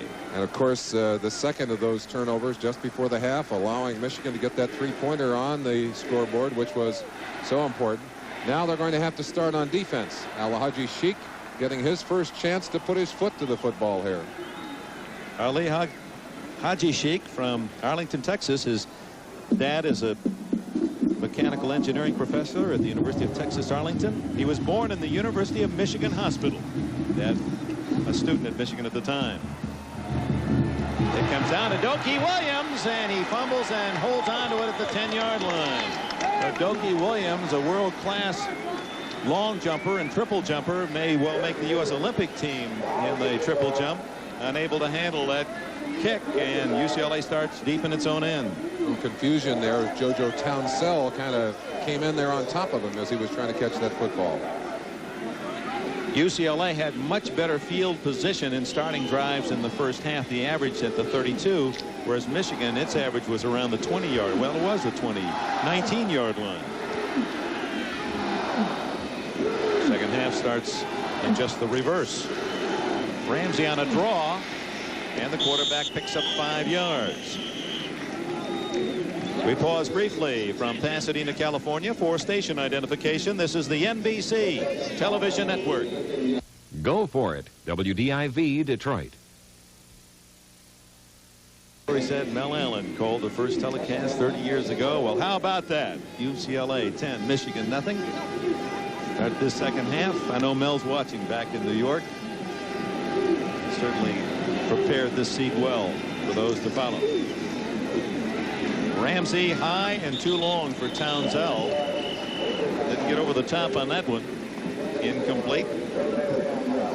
3rd and 5. This first series a very important one for Michigan. I'm sure that they've had quite a chat from Bo Schembechler exhorting his defense to come out and shut UCLA down, stop them, get some field position for their offense. And I think we're going to see a hammering kind of offense from Michigan here in this second half, Dick. UCLA 4 out of 9 Merlin third down conversions. Cormack to the bottom of your picture and Townsell flank left. 2-man rush. Almost intercepted. Burguy was the closest man to the ball. It was intended for Andrews out of the backfield, and the Michigan fans cheer the defense. Michigan just rushing 2 linemen, dropping their 3rd lineman off, covering receivers, confusing a little bit for Ramsey, who threw it away. Carter at the other end. Unife's punt comes down at the Michigan 43. Carter with a fair catch there. Lupe Sanchez was right on top of him. So Michigan has the ball for the first time in the second half after a 42-yard punt. No return. Hope you'll be with us for the Orange Bowl tonight. Then tomorrow, NFL action. Cleveland at Pittsburgh. Cleveland battling to get into the playoffs. Pittsburgh is there. Buffalo and New England. The winner of that one into the playoffs. The loser is out. The Jets at Kansas City. Cincinnati at Houston.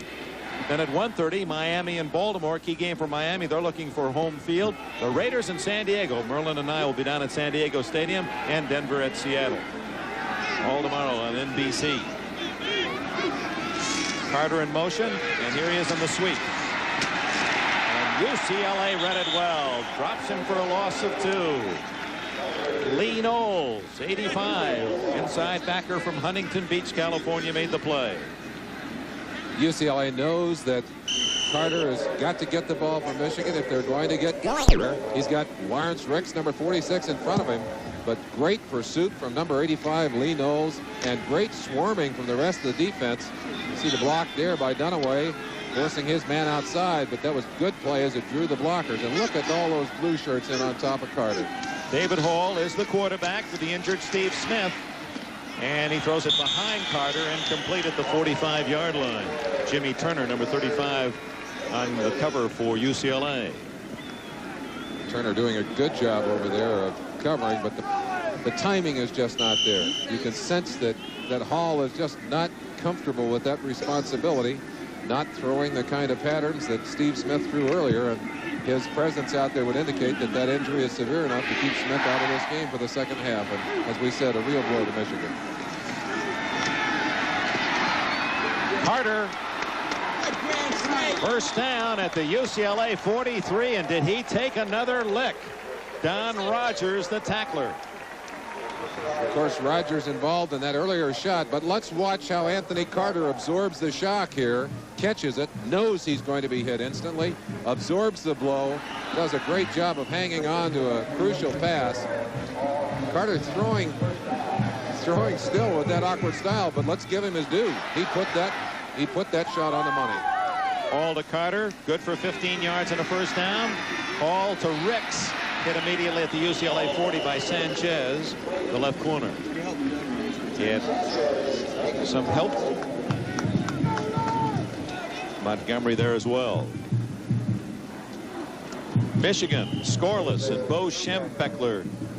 You could see an unhappy posture the last time. He had his arms folded across his chest, trying to find some offensive magic in those game plan sheets. He's come out a little more aggressively than I thought he would. I thought he'd come out running the football, but he's got it in the air. 2nd and 6. Little draw, but it doesn't work. Carl Morgan, nose guard for UCLA. He was the man who made that big tackle against USC on the 2-point conversion to get UCLA into the bowl. Crucial matchup in the center. Morgan right there, just blowing his man Tom Dixon back into the backfield and then smothering Ricks before he had a chance to get out there. And we have 3 academic All-Americans featured in this game. We've talked about Robert Thompson, number 99 on defense for Michigan. Cormac Carney, an All-American academically as well for UCLA. So is number 76, the left guard of Michigan, Stephen Humphreys. Want to talk about him when we get a chance. This is a big play for Michigan, 3rd and 10. To Carter. And almost caught by Sanchez on the deflection. Tom Sullivan was there to break up the pass. So Hall's pass incomplete, the kicking team on. One of a quarterback's responsibilities is not to get that ball picked off if he can help it. He's throwing here to a receiver who's double covered, short and long, 32 Sullivan and number 21 Sanchez. But now take it from the view of the defense. Watch the ball come in. You'll see the 2 defenders pinching right there, knocking Carter, and Lupe Sanchez diving for that football, almost had his hands on it. Bracken hits it high and off the side of his foot. And it bounces out of bounds at the UCLA 14-yard line. So the Bruins have the ball. They enjoy the lead, 10-0. And we have 11 minutes and 33 seconds remaining in the 3rd quarter. This 1983 Rose Bowl game is being brought to you by Toyota, who remind you that it's a good feeling to buckle up for safety. By Gillette Atra Razor, the twin blade razor that pivots for a close, comfortable shave. By Goodyear, makers of Arriva, the all-season radio. And by refreshing Hawaiian Punch.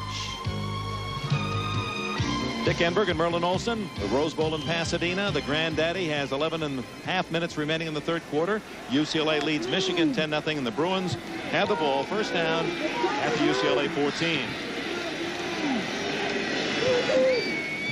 Ramsey again running that draw. Gets a couple of yards. They got them all dressed up. Caraway and Sinsich winding up in the inside and doing a good job of stopping that play. Speaking of stopping, Merlin, UCLA now counting the game back at Ann Arbor when, after Michigan jumped out to a 21-0 lead, UCLA came back to win. They've held Michigan to just 3 points in the last 4+ quarters. Andrews to the 12, and that's all. So it'll be 3rd and long for UCLA. Gergash made the hit. One of the fine linebackers, one of the most important people on the field right there, number 50, Gergash. Let's watch him now as he reads the play to the outside, very quickly up into the hole, and right there gets a chance to get inside and make the play. Good tackle, excellent defensive play. Gergash, who weighs only 208 pounds, but he can lift over 430 pounds. It's twice his body weight. Strongest pound-for-pound player on the Michigan squad, and maybe on the field. 3rd and long. Ramsey. Boy, that's a great play by Ramsey. They had him for a sack, and he then dumps it off to Bergman. Paul Bergman, the tight end. He leads all receivers with 6 catches, but Ramsey did a Houdini job to get away from the pressure. That's what makes a great quarterback, being able to hang on to that football until the last second and still have concentration on his receivers. Sinsich, number 53, and Ramsey just evaded him, got away from him. Tom Hassel, 48, and 15, Jerry Burgai coming up for the stop. Let's look at the way Ramsey got away from Sinsich. Look at him coming right here, just steps back on him, and then stops in that little hole in the pocket, delivers the ball. Beautiful quarterbacking. Had Michigan gotten to Ramsey, well, he still don't get the first down. Much to the disappointment of the UCLA players. And the punting team comes on. But if they had the sack, then UCLA would have had to kick from its end zone. And you saw jumping in the air. Gary Moeller, defensive coordinator for the Wolverines, he said, all right, now we get a chance to go back on offense. They've almost blocked the last 2 punts. Carlton Rose, number 89, coming from this left-hand side. Marion Body, also a very aggressive blocker of punts. Let's keep an eye on them, Dick. Maybe we'll see something on this play. They've been very close to the last 2. 10 men on the line of scrimmage, and only Anthony Carter back. He stands at the Michigan 40. Bunifay, 38.5 yards per punt today. That's 4 yards per punt under his season average. You'll feel those rushers coming right into your living room. Yeah, they're switching the up back.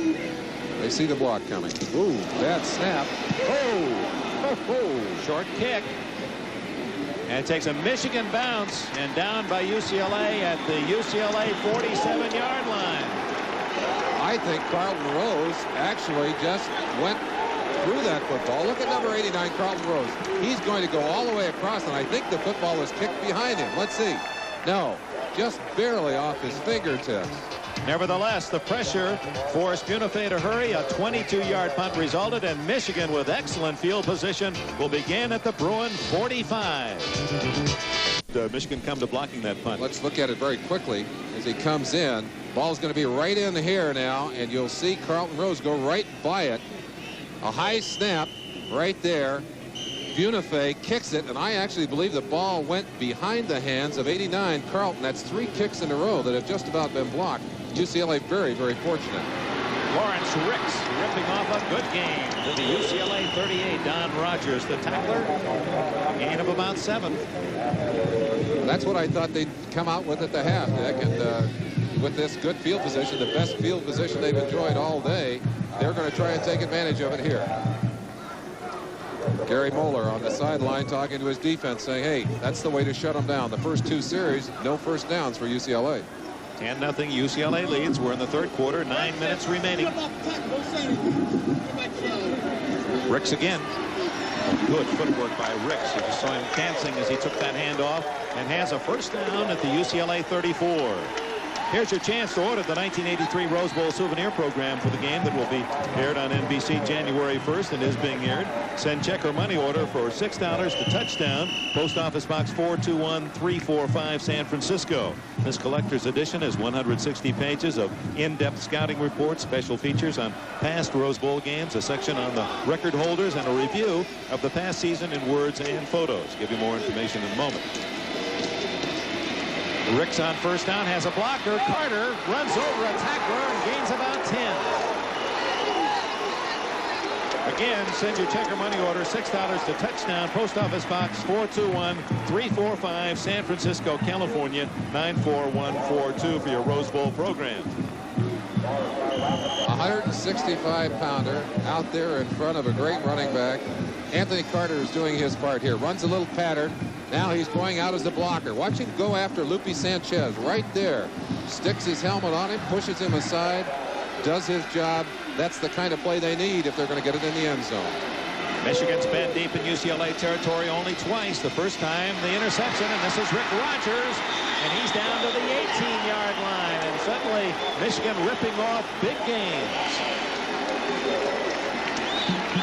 Dick, one of the things that I sense in watching these teams practice, Michigan's practice is much more physical and certainly I think more demanding of the players than UCLA's. Now that's a different style of preparation, but I think it tends to pay dividends in the second half of a game. 8 yards for Rogers, the sophomore from Inkster, Michigan. It's first down Michigan at the 18 of UCLA. Rogers again.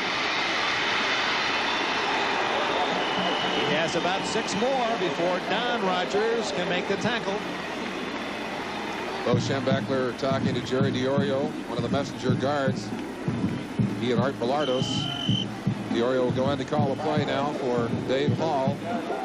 There's Terry Donahue. We talked to him this week, and we asked about his influences. Dick Vermeil had called him to wish him well. Of course, Vermeil was the head coach back in '76 when Donahue was an assistant. Vermeil's team, an upset win, and went on to take the Philadelphia Eagle job, and Donahue the head coach. Up the middle, and a good-sized gain for Dan Rice, and it appears to be another Michigan first down. Back to Donahue. He also said John Wooden was a great influence, the UCLA basketball coach who helped him. And down inside, Tom Dixon, 69, Stephon Humphreys, and the rest of that gang doing a good job of clearing the way for 36 Dan Rice as he mows his way in there for a first down. They're inside the 10. First and goal from the 8-yard line, trailing 10-0, middle of the third quarter. Ricks to the 4. Tom Sullivan up from the secondary to help out Lee Knowles on the tackle. You talked about Stephen Humphreys, number 76 from Broward, Florida. Sports Illustrated did a big article on him out of high school. He was an all-A student in high school, went to Michigan, and he's prevailed there. He's all Big Ten, plus a 3.8 in medical engineering, a very, very difficult major.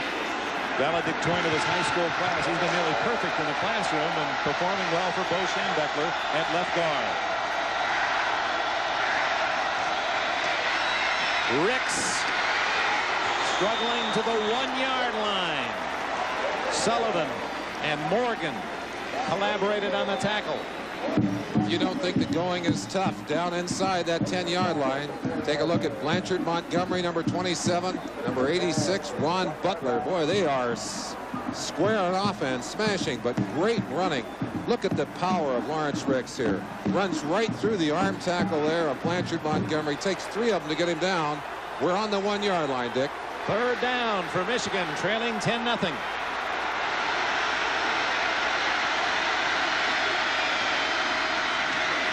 Hall has a man open. Did he stay in bounds? No. Dunaway could not get 1 foot down.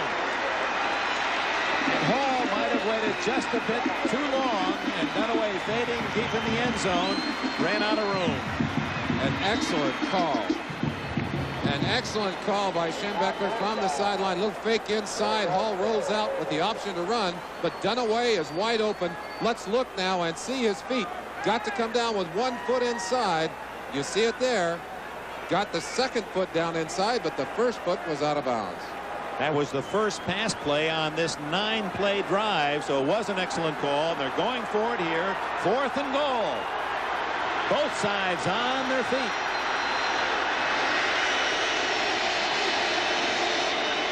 Hall. Touchdown!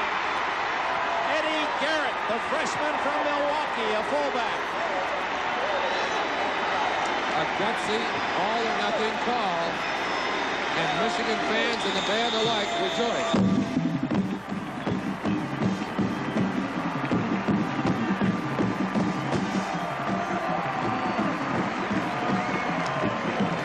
Lawrence Ricks comes off shaken on the play. Apparently he's okay. Right back with a second pass in a row, and that's a great call. And I'll tell you what's interesting. He's throwing to a freshman fullback. What do you think? There might have been a few butterflies in his stomach as they rolled out into that play. Bo Schembechler usually won't go to the freshman in that situation. Haji Sheik's trying for point.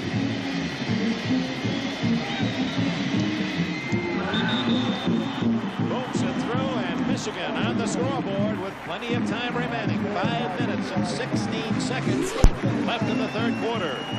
An impressive drive, 45 yards, 10 plays basically on the ground, but the payoff on the pass as it goes from the reserve quarterback Hall to the freshman Garrett for the score. What a fine confidence builder for Hall after not being able to convert on an open receiver. He finds it here, puts it into the arms of Eddie Garrett.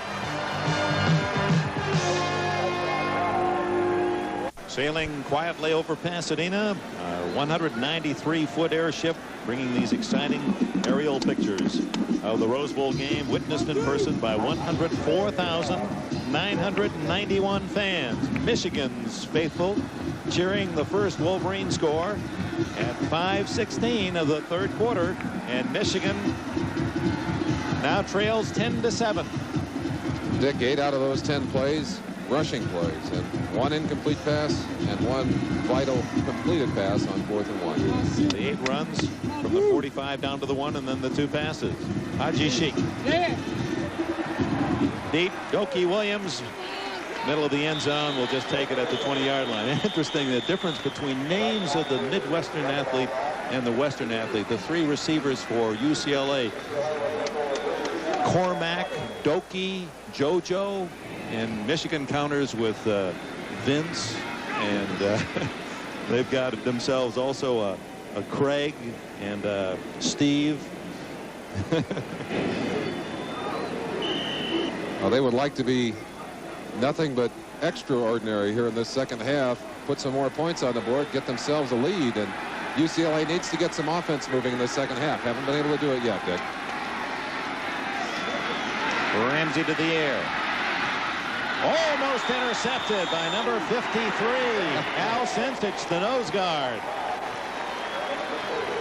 Sensich, number 53, really responsible to come inside on the pass, but right here now, watch him. He's right here on the center. Now, as you start the play, he's trying to get in on a pass rush. Can't get in there. He's double teamed. Now watch him. He reads the play. He'll come over on the inside, and right there, puts his hands up and knocks the ball away. I'll tell you, that's heads-up play. Sophomore from Cleveland, Sensich. It's 2nd and 10. Swing it out to Cephas. Ooh, and Michigan hitting with a fervor. Kevin Brooks, the sophomore from Detroit, the tackler. Brooks all the way from the far side. The far side tackle, but also give some credit to Robert Thompson, 99. Turned the play back inside, forced it in, and Brooks just sawed him in half as he came over in pursuit. 3rd down and 10. Terry Donahue's Bruins, after leading 10-0 in the first half, have not been able to move the football in this third quarter against an inspired Michigan defense.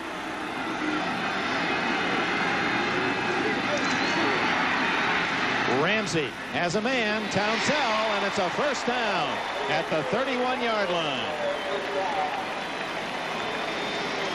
That's the kind of play, and you saw Gary Moeller said they've done it to us again. That's the kind of play that they worked effectively in Ann Arbor.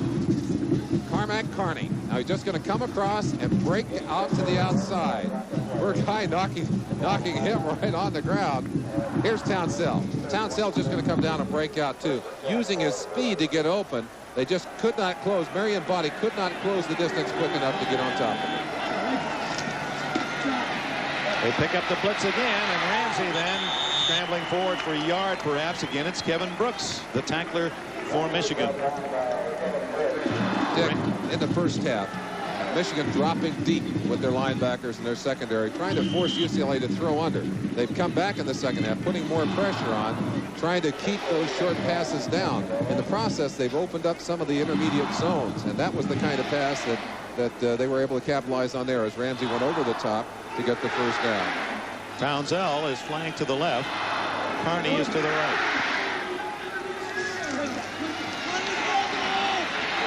Ramsey says, someone move around out there. So he's going to run it himself and ducks out of bounds at about the 38-yard line. No, they say stepped out back at the 36-yard line. So third down facing UCLA and about 6. Obviously, their training of a quarterback. Get yourself out of bounds. Don't take that shot. Very valuable commodity there. We saw what happened to Steve Smith running the football. UCLA does not want to lose Tom Ramsey in this game.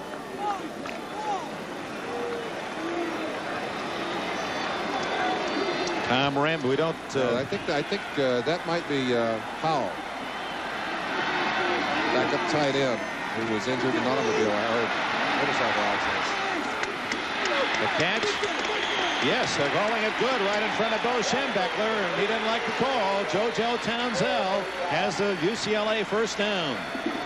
Townsell with 22 career touchdowns, pass receptions. That's a UCLA all-time UCLA record. And they're respecting his deep threat, and he's been able to curl and hook open underneath. Twice in a row they've been able to hit those intermediate passes, getting themselves back on track offensively. Michigan may have to come with the blitz, get some squeeze on him. Danny Andrews, not much there, tripped up just shy of the 50-yard line. Is Sincic able to get a hand in, knock him down? Al Sincic burrowing in from his nose guard position, able to squeeze enough to put Andrews on the ground. Andrews not a very big runner, not a physical runner, but good quickness, good feet. Toa Saipali now into the lineup. From Oxnard, California. American Samoan heritage. Saipali wears number 19. Plenty of room on this side. Ramsey going to run it. And out of bounds at the Michigan 36. First down, UCLA.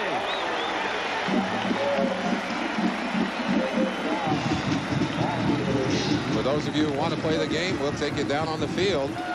Let you be in on the run of Ramsey as he gets all kinds of time back there. No rush on this play from Michigan. Ramsey comes over, still ready to throw the football, sees some space, and he's headed out. 52 Brooks right on his tail, but he's out of bounds with a first down. Now Ramsey able to come up with some third down magic on this drive, and the Bruins have marched from deep in their own end to a first down at the Michigan 36. Cephas trying the teeth of that Michigan defense, and not much there at the 34-yard line. Sincic again in on the tackle. Gary Moeller turning over some of the personnel in there. Mike Hammerstein, number 66, also in on that play. Alternating backers and linemen.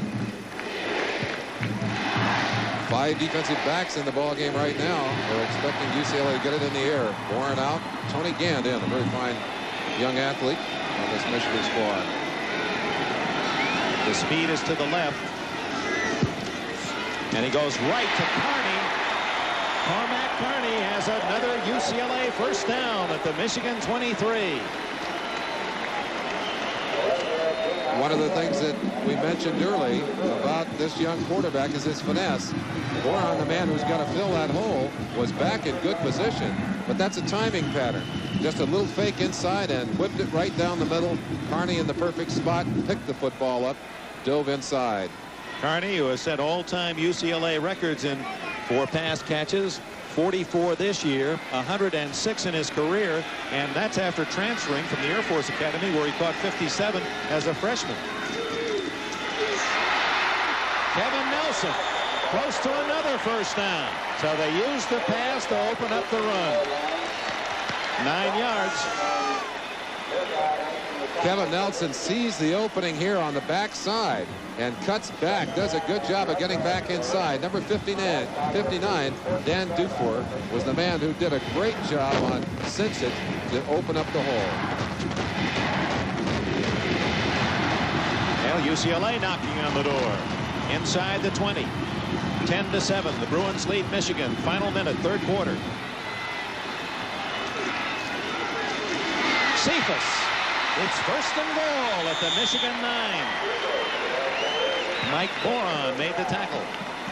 That's 12 plays on this long UCLA drive. Come on, Terry Donahue sending Brian Wiley, number 22, back up fullback into the ball game with the play. Eager to get it in the end zone. Not very comfortable with the 3-point lead. He'd like to see some more on the scoreboard for UCLA. 25 seconds showing.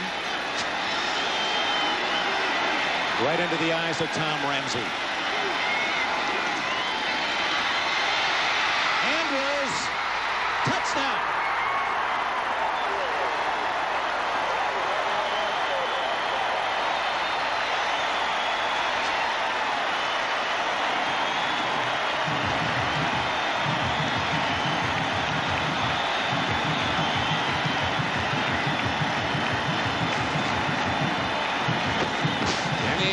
Number 24, it looked like Michigan might have been thinking pass, and some great blocking on the outside.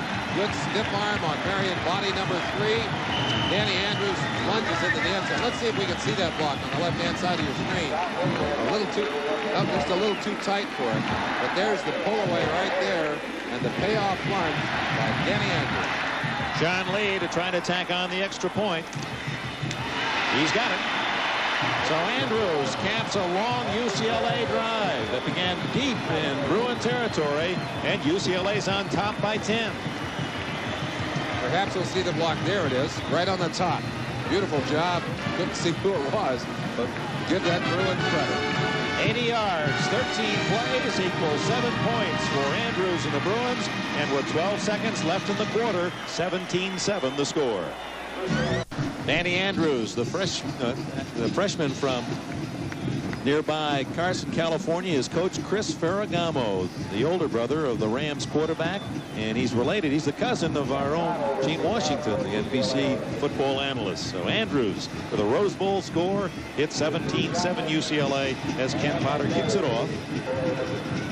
Carter is deep along with Steve Johnson. Johnson on the near side.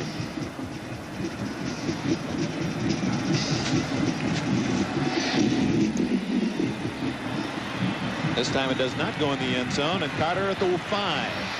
15. And he skids out of bounds at the 22. Dick, let's go back and look at the blocking, the outstanding blocking on that play. One of the blocks thrown by Tawassau Pauly right there, and the second block by Scott Gordon over here. Watch the two of them as they get underway on this play. First block coming out from the inside, Gordon right there, and Pauly knocking him outside, making room. A third block right there. Didn't see that one before. What great play by the Bruins. And Andrews hungry for the end zone himself to get the score.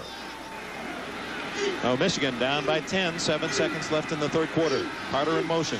They like to pass off this occasionally. It's a throw. Bean, incomplete. Oh, was he upended by Don Rogers? I don't think I've seen a man all year hit like Rogers. Both thought it was too soon. Oh, not very happy. I don't think Carter is very happy either. Threw that ball up set his receiver up. That's the kind you have to apologize for later on.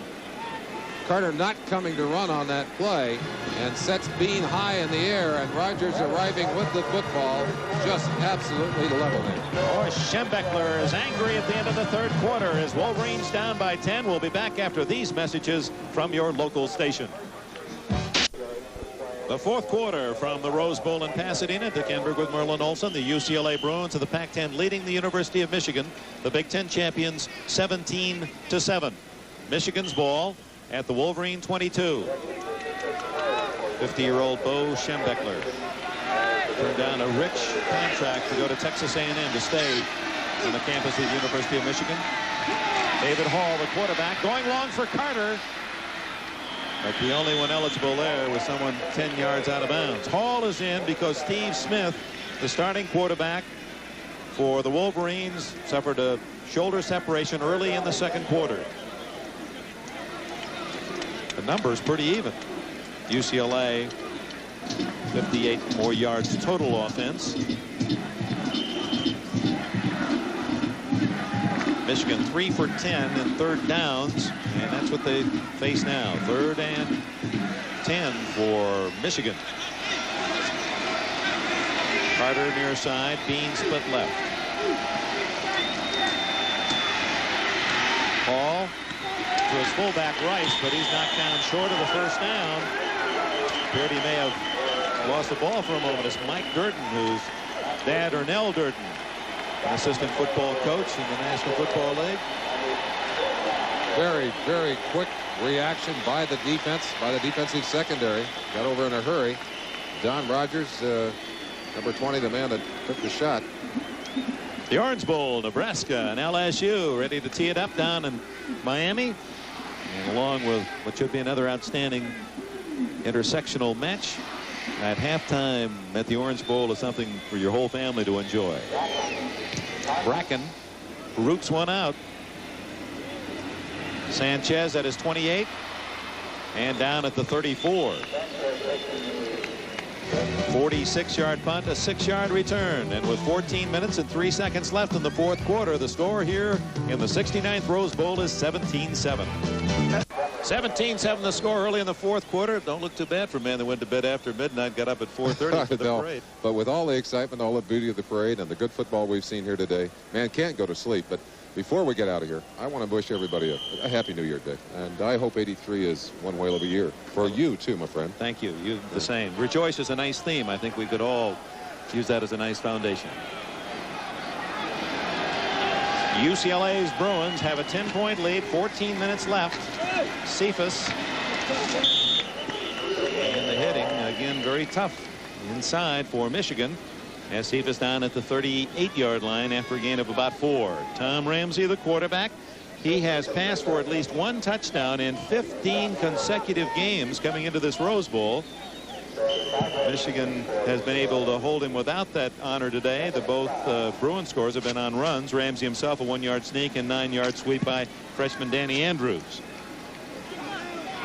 But he certainly used the pass to set up that long scoring drive of the third quarter. Up the middle and close to a first down at about the 43-yard line. Gergash in on the tackle. Bruno the ball carrier. He's in the spirit, isn't he? Another injured Bruin on the sideline. His emotions are hurt a bit. Bo Schembechler. Bo wounded, of course, by the fact that his team has not done better, but crippled by the loss of his quarterback in the second quarter. Gary Moeller, the defensive coordinator, exhorting his troops. They have to rise to the occasion here and stop UCLA. 3rd and 2. It's going to be close to a first down as Cephas and a dive up the middle. I think it's short, Dick. Looked like he did not get up in there far enough. They'll probably measure it, but this would be an interesting decision for Terry Donahue, leading now by 10 points. Would he choose to go for it, or would he oh, yeah, wait. I'm not a lip reader, are you? No, I don't. Something to have to do with the fact he thought that the spot was a little short. Bo didn't mind the spot at all, did he?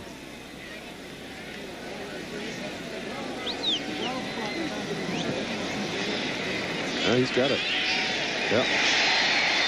by a fraction of an inch, but he did have it, and you saw, we didn't even have to acknowledge that. Bo told you whether it was there or not there. So UCLA maintains possession with 12:38 left in the fourth quarter. Michigan needs the ball. The Wolverines trail 17-7. 44-yard line of UCLA.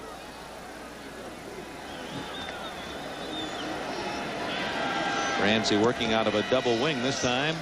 Ooh, look at the room he has. Wide open is Carney. And he's at the Michigan 34.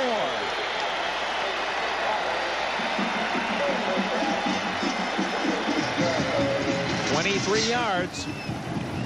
One of the dangerous things that happens to a defense when they get behind and they start trying to be a little desperate is sometimes they overplay their positions. Robert Thompson, 99, outside. He's the man responsible for control. Let the quarterback around him.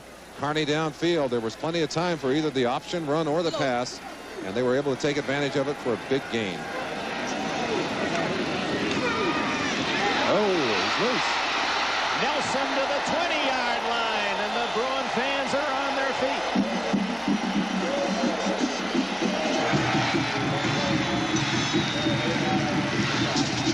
Nelson, boy, he rips through there. Watch it now, again, cutting back against the grain. Pulls out of a tackle right there. I think that was Thompson, 99. Runs away from a couple of other defenders, 89. Carlton Rose, the man that finally brought him down. He did not run like this during the course of the year, and that's how he lost his tailback job with the freshman Andrews. Inspired today, first down, Michigan 20-yard line. Nelson, this is Andrews. He's saying, hey, wait a minute. Nelson, you want my job, or you're going to have to steal it from me? That's a first and goal as Andrews picks up a dozen. Michigan having some problems as their outside linebackers pinching in, getting locked in. UCLA runners able to bounce outside. On that play, Mike Bourne and Jerry Burgey finally had to come out and make the stop, but that's really a linebacker's play. UCLA ripping off big yardage. And Merlin, here's where Michigan's defense has to hold UCLA to at least just a field goal to keep within 2 touchdowns, or there may not be enough time for the Wolverines. Ramsey looking for 6. Andrews. Ooh, decked at the 6-yard line. That was the wrong 6 as far as UCLA was concerned. Coming up to make the hit was Evan Cooper, number 21, a junior from Miami, Florida. Donahue will send the play in with his wide receiver, Carney. Schembechler and his staff have pulled out all the stops. Keith Bostic was blitzing on that last play. They were able to dump the ball off to the open hot receiver. He got down for some yardage. 2nd and 6. Gant, a 5th defensive back, is in for Michigan. Rose goes out.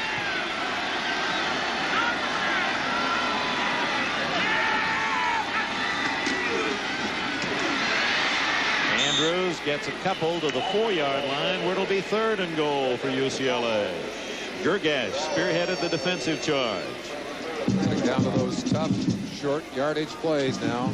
3rd down, a little over 3 yards, almost 4 yards to go. They edge the markers back. Michigan inserting another lineman and taking out a very tired Al Sinsich. Nate Rogers, 61, going in to put a fresh man in the middle. 3rd and goal from the 4. This is the 9th play of the drive. Up the middle. No. Brian Wiley. And it'll be 4th and goal. Now the decision by Donahue. Do you go for 3 that makes it 20-7 where 2 touchdowns, 2 extra points could beat you? Or do you go for the touchdown that would give you almost an insurmountable lead? Even if you don't make it then, Michigan starts at the 1-yard line or thereabouts. You listen to this crowd, there's no question about what they want. And it would appear that Donahue wants to go for it here. He is. This is going to be the play of the game as far as Michigan's concerned. They have to stop UCLA. Massive substitutions for Michigan as they expect to play right up over the middle. Defense late getting in there. Gergash finally gets it called, and they get down. And Ramsey didn't like what he saw. He had to play into the middle. They put in all that beef inside, and Ramsey said, I'm not going to be able to sneak over that mountain. Timeout, I want to talk to the head man. 8:59 left in the fourth quarter. A critical fourth goal at the one coming up. With 9 minutes left, the score 17-7. Michigan's Bo Schembechler, his defense against Terry Donahue's Bruins, sets up 4th and goal at the one. Could I be a quarterback just once? I have a feeling that Tom Ramsey is just going to roll a little fake inside and keep the ball roll outside. Certainly a fine runner. That would give him the option of run or pass. He loves that play. Let's see if you're right, Dick. This could be the game. I was wrong, and Michigan has held. Michigan takes over, and look at that Wolverine sideline.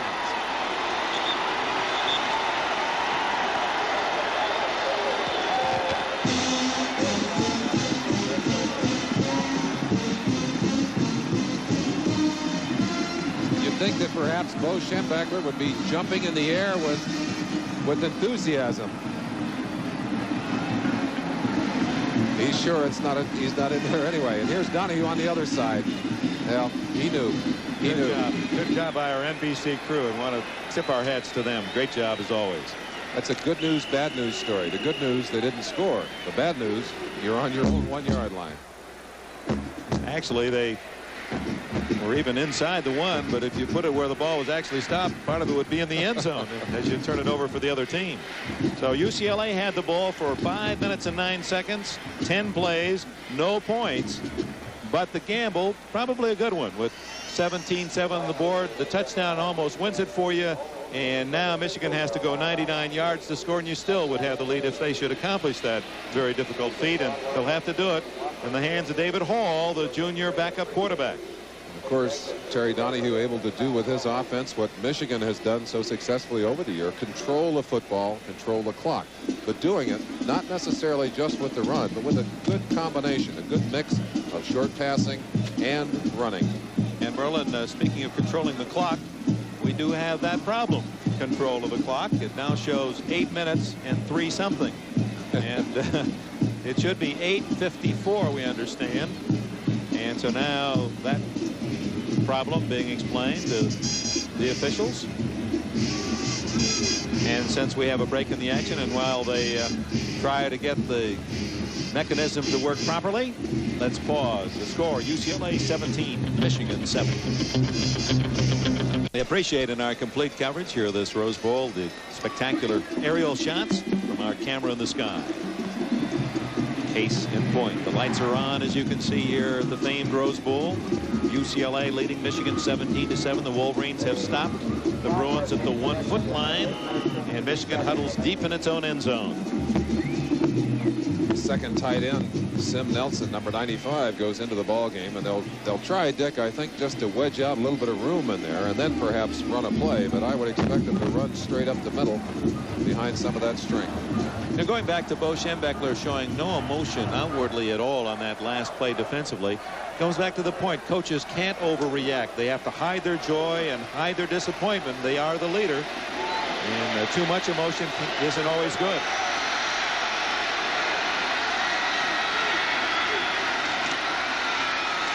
Rex just does get out into the field of play to the 2 yard line. Rex Gray, backup outside linebacker from Palm Springs, California, made the tackle, number 57. 64, Randall caves in. Number 79, Miller, a backup strong tackle, and Randall just about had himself a safety in the end zone. Number 57, Gray, is the man who helped him make the tackle in there, but fine defensive play. They were able to fight their way out to just beyond the 2 yard line, but they're still backed up against the wall. David Randall, 64, transfer from SMU, and the Ponies today, of course, beat Pittsburgh 7-3 in the Cotton Bowl. There's the pass. Oh, intercepted! It's a touchdown for Blanchard Montgomery.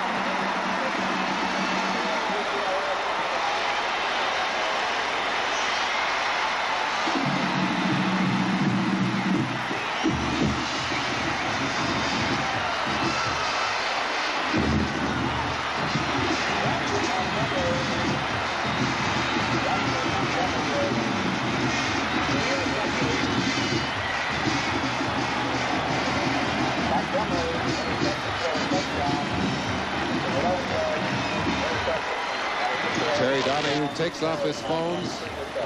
I'm sure feeling great relief now as he sees the scoreboard light up. 23 and now perhaps 24 points as opposed to a 7 for Michigan. Dick, that's the kind of mistake that I doubt if Steve Smith would have made. And I'm sure on that Michigan sideline they're bemoaning his absence from this game. Lee's try for point is good, and Blanchard Montgomery III has 2 interceptions this year.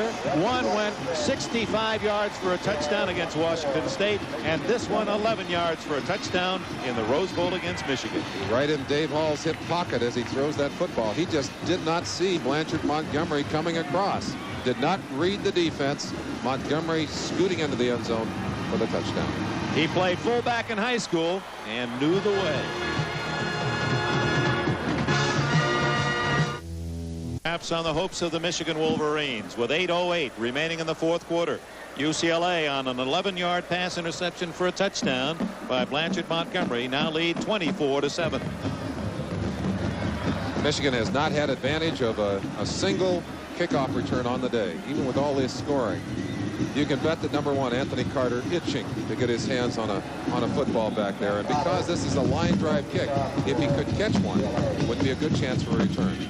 Again, UCLA using the off-center kickoff. You see they tee it up on the near hash mark and then kick it cross field. Carter comes up at the 5. 20. And you can see how dangerous a runner he is all the way to the 45-yard line for the 3-time All-American Anthony Carter. First Big Ten player, 3-time All-American since Alex Agassi, now an assistant coach on Michigan's sidelines. Quickly back to remind you of the bad news for Michigan as Dave Hall again throws the pass. You saw at the bottom of your screen there, Montgomery getting back into good position and just kind of hanging until that ball was thrown. Scooped it up and went into the end zone. Did make a fine catch. Did, certainly did. So from the 45, David Hall tucks it away and gets into UCLA territory at about the 43-yard line. Dick, on that return by Anthony Carter, you can see why they've wanted to kick it through the end zone all day. He has such explosive acceleration. Just literally ran right out of the arms. Maybe we get a chance to show it to you a little later on. Ran right out of the arms of a couple of tacklers. Here it is. He scoops across, gets a chance to pick it up. A 40-yard return now. Whoops, I take it back. That's a replay of Carter, but on a different play. Well, he draws a crowd no matter where he goes, even on that play, and that's why Montgomery was the right place at the right time. Carter, who averaged this year 129 yards a game in his 4-year career. As you look at the touchdown maker, Montgomery, Anthony Carter, total yardage over 3¼ miles. That's almost, well, it's more than half the entire parade route. You were in a car today. Well, I wouldn't have wanted to walk that far. First down for Michigan. There he goes. Ricks rumbles to about the 33, and that's another first down for Michigan before Tom Sullivan can make the tackle, but the clock working against Michigan. 7.5 minutes left, fourth quarter. Let's pause briefly for station identification. This is the NBC Television Network. Go for it. WDIV Detroit. Merlin Olsen, Dick Enberg. UCLA led at halftime 10-0. Michigan pulled to within 10-7 in the third quarter, but UCLA moving ahead 17-7, and then an 11-yard touchdown return of an intercepted pass by Blanchard Montgomery, and UCLA builds its lead to 24-7 with 7.5 minutes left in the fourth quarter. The Orange Bowl coming up after this section from the Rose Bowl. Second down, very short yardage. Ordinarily, you'd say probably a chance to waste it down, maybe go deep. But you can bet that UCLA's defensive coaches will have lots of players deep. They don't want to give up a cheap one here. They want to use the field, make Michigan earn every yard they get. They'd even let them have a touchdown if they get it up off the clock. Carter on the near side and all to throw. Looking for Dunaway. He's got it at the 3-yard line. Outstanding catch by Dunaway as he stole the ball from Sullivan and Rogers, the 2 safety men of UCLA. Both thinking right there with us. So was UCLA. Dunaway running into the coverage. Now look, he's going to run into coverage here. That's Sullivan coming over the top. Rogers over the front, but Dunaway, just great concentration, snared that football, pulled it out of the air, rolled down to about the 3.5-yard line. Michigan's got a chance to get a touchdown. Still a lot of time on the clock, Dick. 6:54 left, first and goal. And Dan Rice can get only to the 2-yard line. Rex Gray, Lee Knowles on the tackle. Now you look into Bo Schembechler's eyes, look at the calm there. Now that's what a coach has to have to be successful. Lots of pressure in this kind of situation. He can't let his emotions ruin his thinking processes. Bo Schembechler said, let's get it in the end zone. You look at Terry Donahue, back to Bo Schembechler. Going back to the very first Rose Bowl game in 1902, Michigan played. Fielding Yost, the immortal, was the coach. Well, Bo Schembechler second only to Yost, and Michigan wins. And Ricks is on his way to a touchdown. A flag is down on the far side of the field. We'll see if this is a proper celebration or if Michigan made a mistake. Motion against the Wolverines. They'll call it back.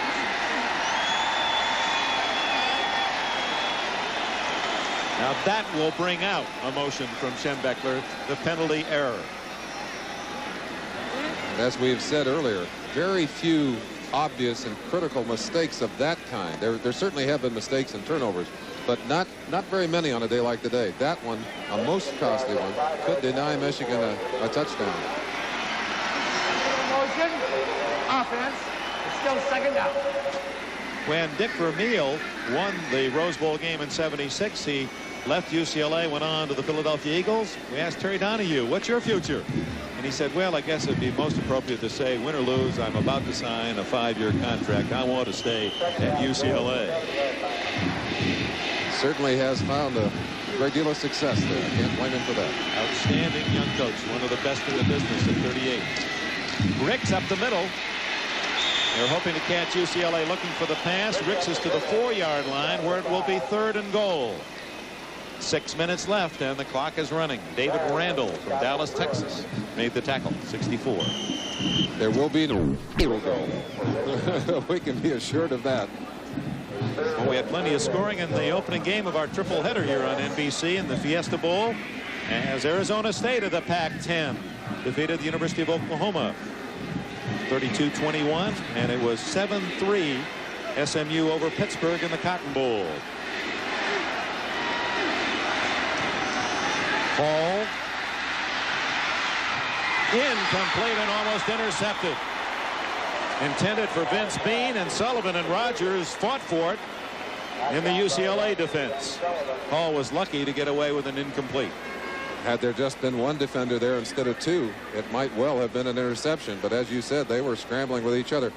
From the end zone, you'll see him throw, and you'll see the two defenders come right together very quickly in front of Sim Nelson, number 95, the second tight end, the man who was the intended receiver.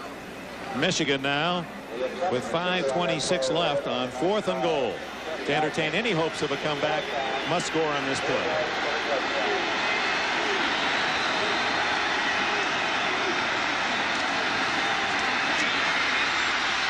They got it. Touchdown. Rice. Dan Rice, the freshman from Roxbury, Massachusetts.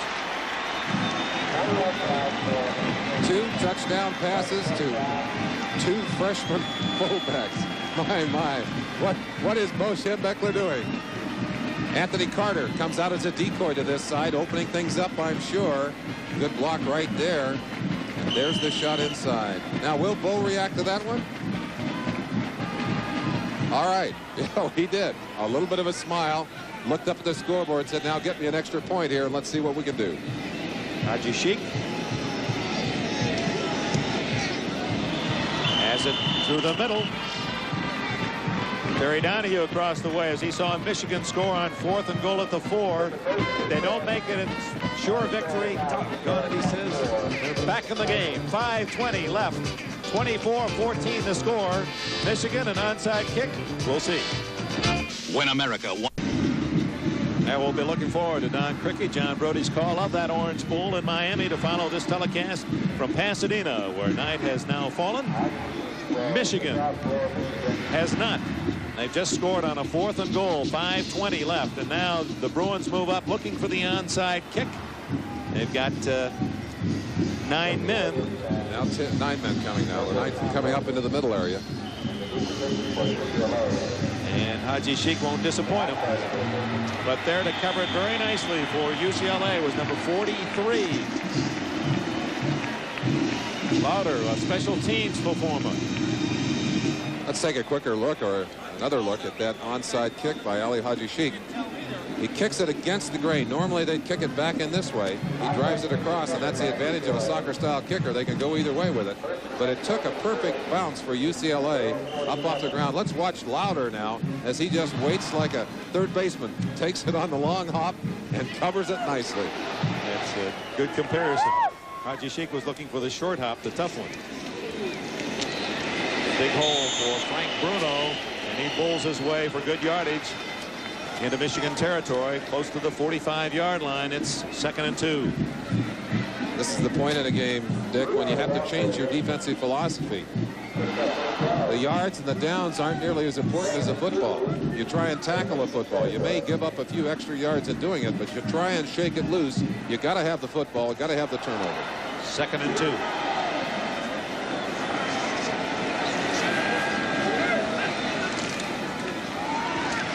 Nelson trapped in the backfield for a yard loss. Rose turned the play wide. It appeared to be Boron that made the tackle. Mike Boron from Columbus, Ohio, escaped the grasp of the Ohio State Buckeyes, moved on to Ann Arbor to play for Chet Beckler at Michigan. Gash looking to the sideline to take the defensive call from Gary Moeller. He'll turn back, make the call inside to his defenders. Let's see if they can shake it loose or at least stop UCLA on this critical 3rd down. A long 3 for a first down. Ramsey has his man, and it's a catch, ruled a catch, and a first down at the 40. JoJo Townsell, the senior from Reno, Nevada. Dick, I think the thing that made that play was the little feint that Ramsey made toward the line. Now, Townsell's just going to go down and break to the outside, but the little feint that Ramsey made appeared to kind of freeze the defense. That's Bostic, Keith Bostic, number 13, breaking hard from the inside. Let's watch Ramsey. Now, as he comes out, he makes a move toward the line. He's rolling right there. He's a passer. But look at that. Just a little lunge toward the line, enough to hold the defense. First down. Kevin Nelson doesn't get much. See Jeff Bostic, or Keith Bostic from Ann Arbor, Michigan. Starter since a sophomore, making the tackle. Many feel that he is, next to Carter, the best athlete on this Michigan team and a surefire early round draft pick in the NFL next year. Now, with his size and strength, 4.5 speed, and a nose for the football, you got to believe they'll be looking at him. We've got a Wolverine on the ground and a couple of trainers out to look after him at the moment. 3:39, Merlin. Remaining in the game, Evan Cooper is the injured Michigan player, junior from Miami, Florida, safety man. Orange Bowl next.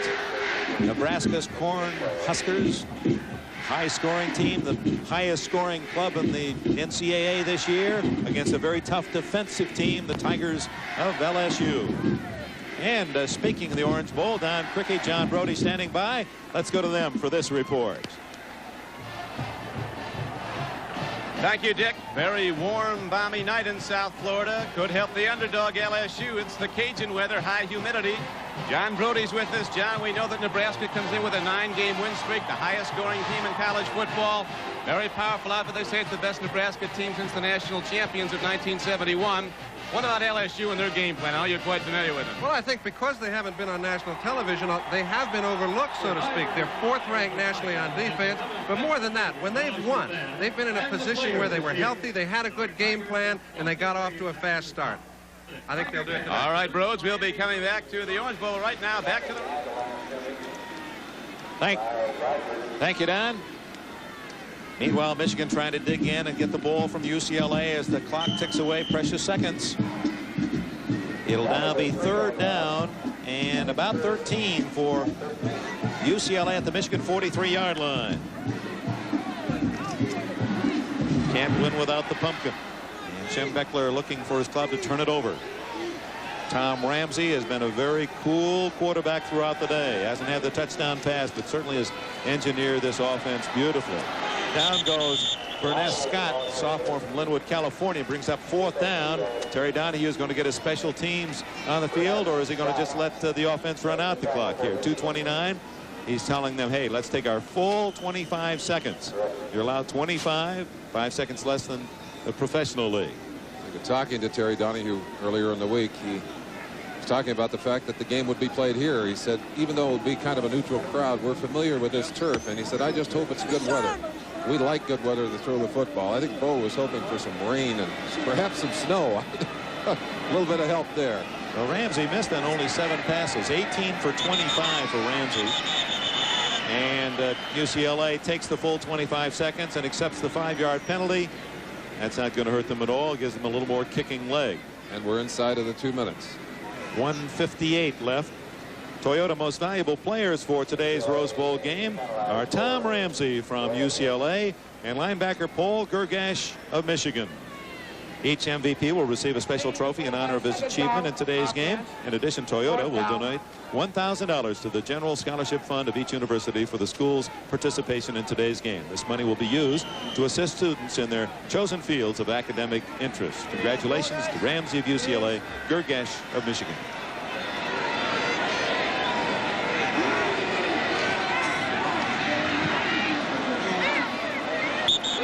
Unife's punt curls out of bounds at the Michigan 20, still marking it. Well, all the way out to the 29-yard line. So with 1:55 left, Bo Schembechler hoping they can score quickly and get a break on an onside kick. He trails by 10. He's got to go long, got to go deep. And one of the strengths of this UCLA team all year long has been their ability to put a 5th and 6th defensive back on the field. You'll see them out here now, and you'll see them playing deep. But they were doing that a few moments ago when Dunaway stole one down the middle and set up that last touchdown. UCLA defense loose, looking for the throw. Hall's in trouble, just gets it away and completes it to Bean. And Vincent Bean gets himself out of bounds and stops the clock with an 11-yard gain at the 41. Our thanks to fine performance by both clubs and their university support. And Tom Ramsey and Paul Gergash, our Toyota MVPs. Wanted to thank also Harry Coyle, who has televised some 30 of these Rose Bowl classics. Injured Wolverine down. We'll check his number for you. That's Dunaway, Dick. The tight end. And Larry Cirillo, our producer. And from all of us at NBC Sports, another outstanding job, ladies and gentlemen. Some 75 people involved in our facilities and the work. Coordinating producer of our football, Ted Nathanson. Game produced by Cirillo and directed by Coyle. Terry Ewert, our pregame producer. Richard Klein directed the pregame. Ray Figelski, our technical director. Ray Benassi, associate director, and helping us also Glenn Adamo, our associate producer. The rest of the crew in New York and Burbank. And our thanks to Dennis Mnuchin, Chuck Panama, their help in the booth.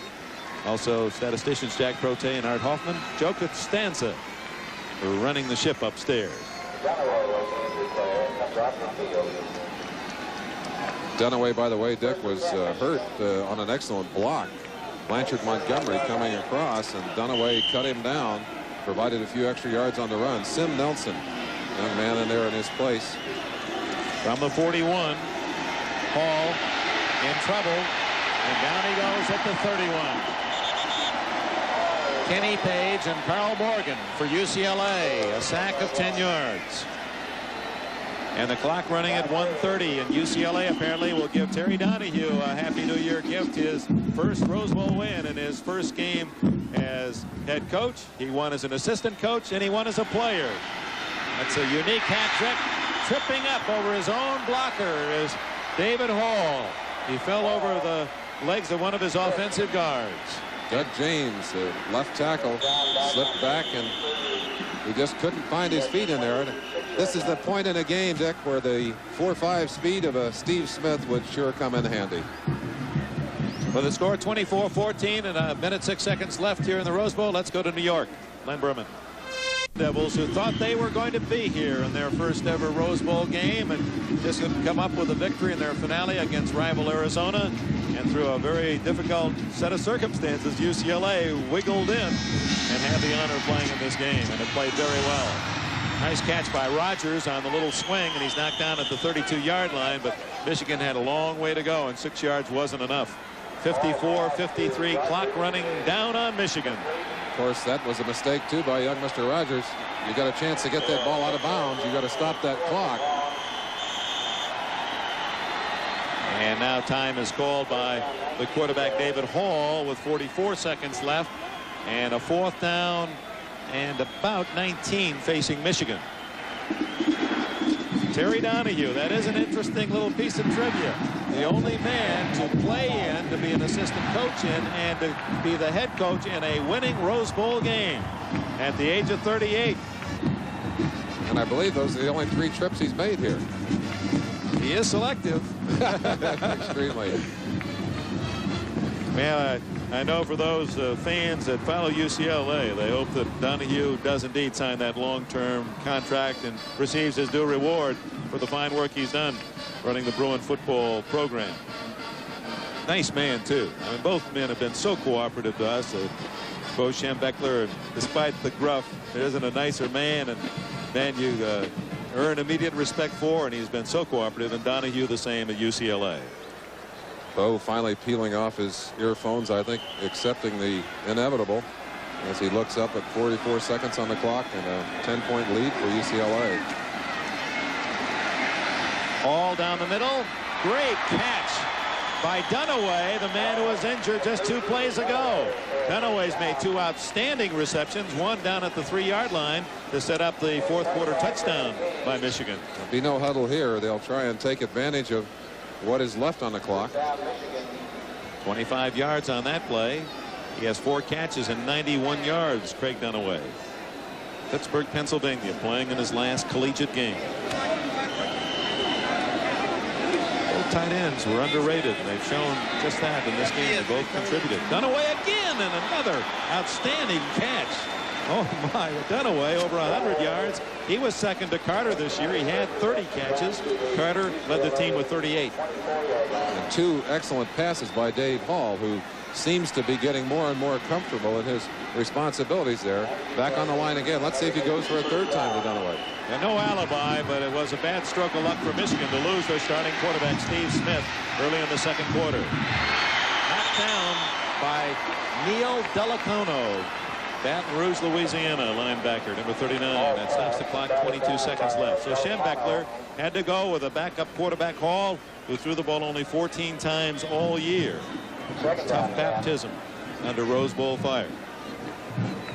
Got to admire Michigan, though, Dick. They certainly have not quit. They've kept coming back and coming back. And I know the pain of losing in a spotlighted situation. And certainly Michigan has had that a number of times. And I appreciate what's going on in their hearts and their minds right now. 20 seconds left. The pass complete to the freshman Dan Rice. And Michigan, I don't believe they have any timeouts after this one. They've elected to use one here. Sanchez made the tackle in the last play. 12 seconds remaining. The score is 24-14. Other action in the bowls today. Let's go back to New York and Len Berman. Came up standing and popped myself open a cold light beer from Miller. Ah, you lumberjacks. Well, one time a big-mouth bass pulled me up a waterfall. That's when you appreciate light beer, because it's less filling. Yeah, but it was the thought of light's great taste that kept... UCLA has won their 69th Rose Bowl game. Tom Ramsey didn't throw a touchdown pass, but his quarterbacking was near flawless. He's now with our own Bill McAtee. Thank you, Dick. With our most valuable player, Tom Ramsey, a big afternoon. You've had a spectacular career at UCLA, and this is not a bad way to end it. Well, thank you, Bill. This is just a culmination of all the hard work put in by both the players and the coaches, and believe me, we're thrilled to death to be Rose Bowl champions. Michigan was using what amounted to 5 linebackers, and yet you're able to throw to the short zones today. Well, they were deep dropping a lot, and we hit a lot of underneath stuff, and you know, it's really a tribute to the coaches. They game planned it, and everything seemed to work. Could you sympathize a little bit with what David Hall was going through, having to come in when Steve Smith was injured in a big game like this one? Well, I hope Steve Smith's all right. And, you know, it is a tough job coming in a game like this. And you know, I just hope Smith is all right. Okay, Tom Ramsey, congratulations, a great game. Terry Donahue, the head coach at UCLA, is with us. Coach, it's been a while getting here, but a nice job today. This has to be a very satisfying victory for you. Well, of course, any win in a big game like this is always satisfying, and the University of Michigan has a great program, and UCLA has a great program, and it was a very physical game, and we were fortunate to win. You were able to neutralize Anthony Carter, as we get pushed around a little bit, able to neutralize Anthony Carter without weakening the rest of your defense. You were successful at that today. That had to be one of the keys. Well, I think we could do that because of the loss of Steve Smith to Michigan. I think that whenever you lose your first-string quarterback like that, it's difficult to win. And I think that Michigan has a great football team. Anthony Carter is a terrific player, and he didn't have his best game today, but it could have been due to the Smiths loss. But our defense was spectacular. Terry Donahue, thank you very much. Gentlemen, back upstairs. All right, thank you, Bill. Good job. Congratulations to Terry Donahue and his fine quarterback, Tom Ramsey. A final thought, Merlin? Just a great football game, and I think UCLA able to do what they had to do today, get time for their quarterback, and Michigan couldn't get Anthony Carter sprung loose. So that's the story from the Rose Bowl. From Merlin Olsen, Dick Enberg, now to the Orange Bowl, and Don Crickey.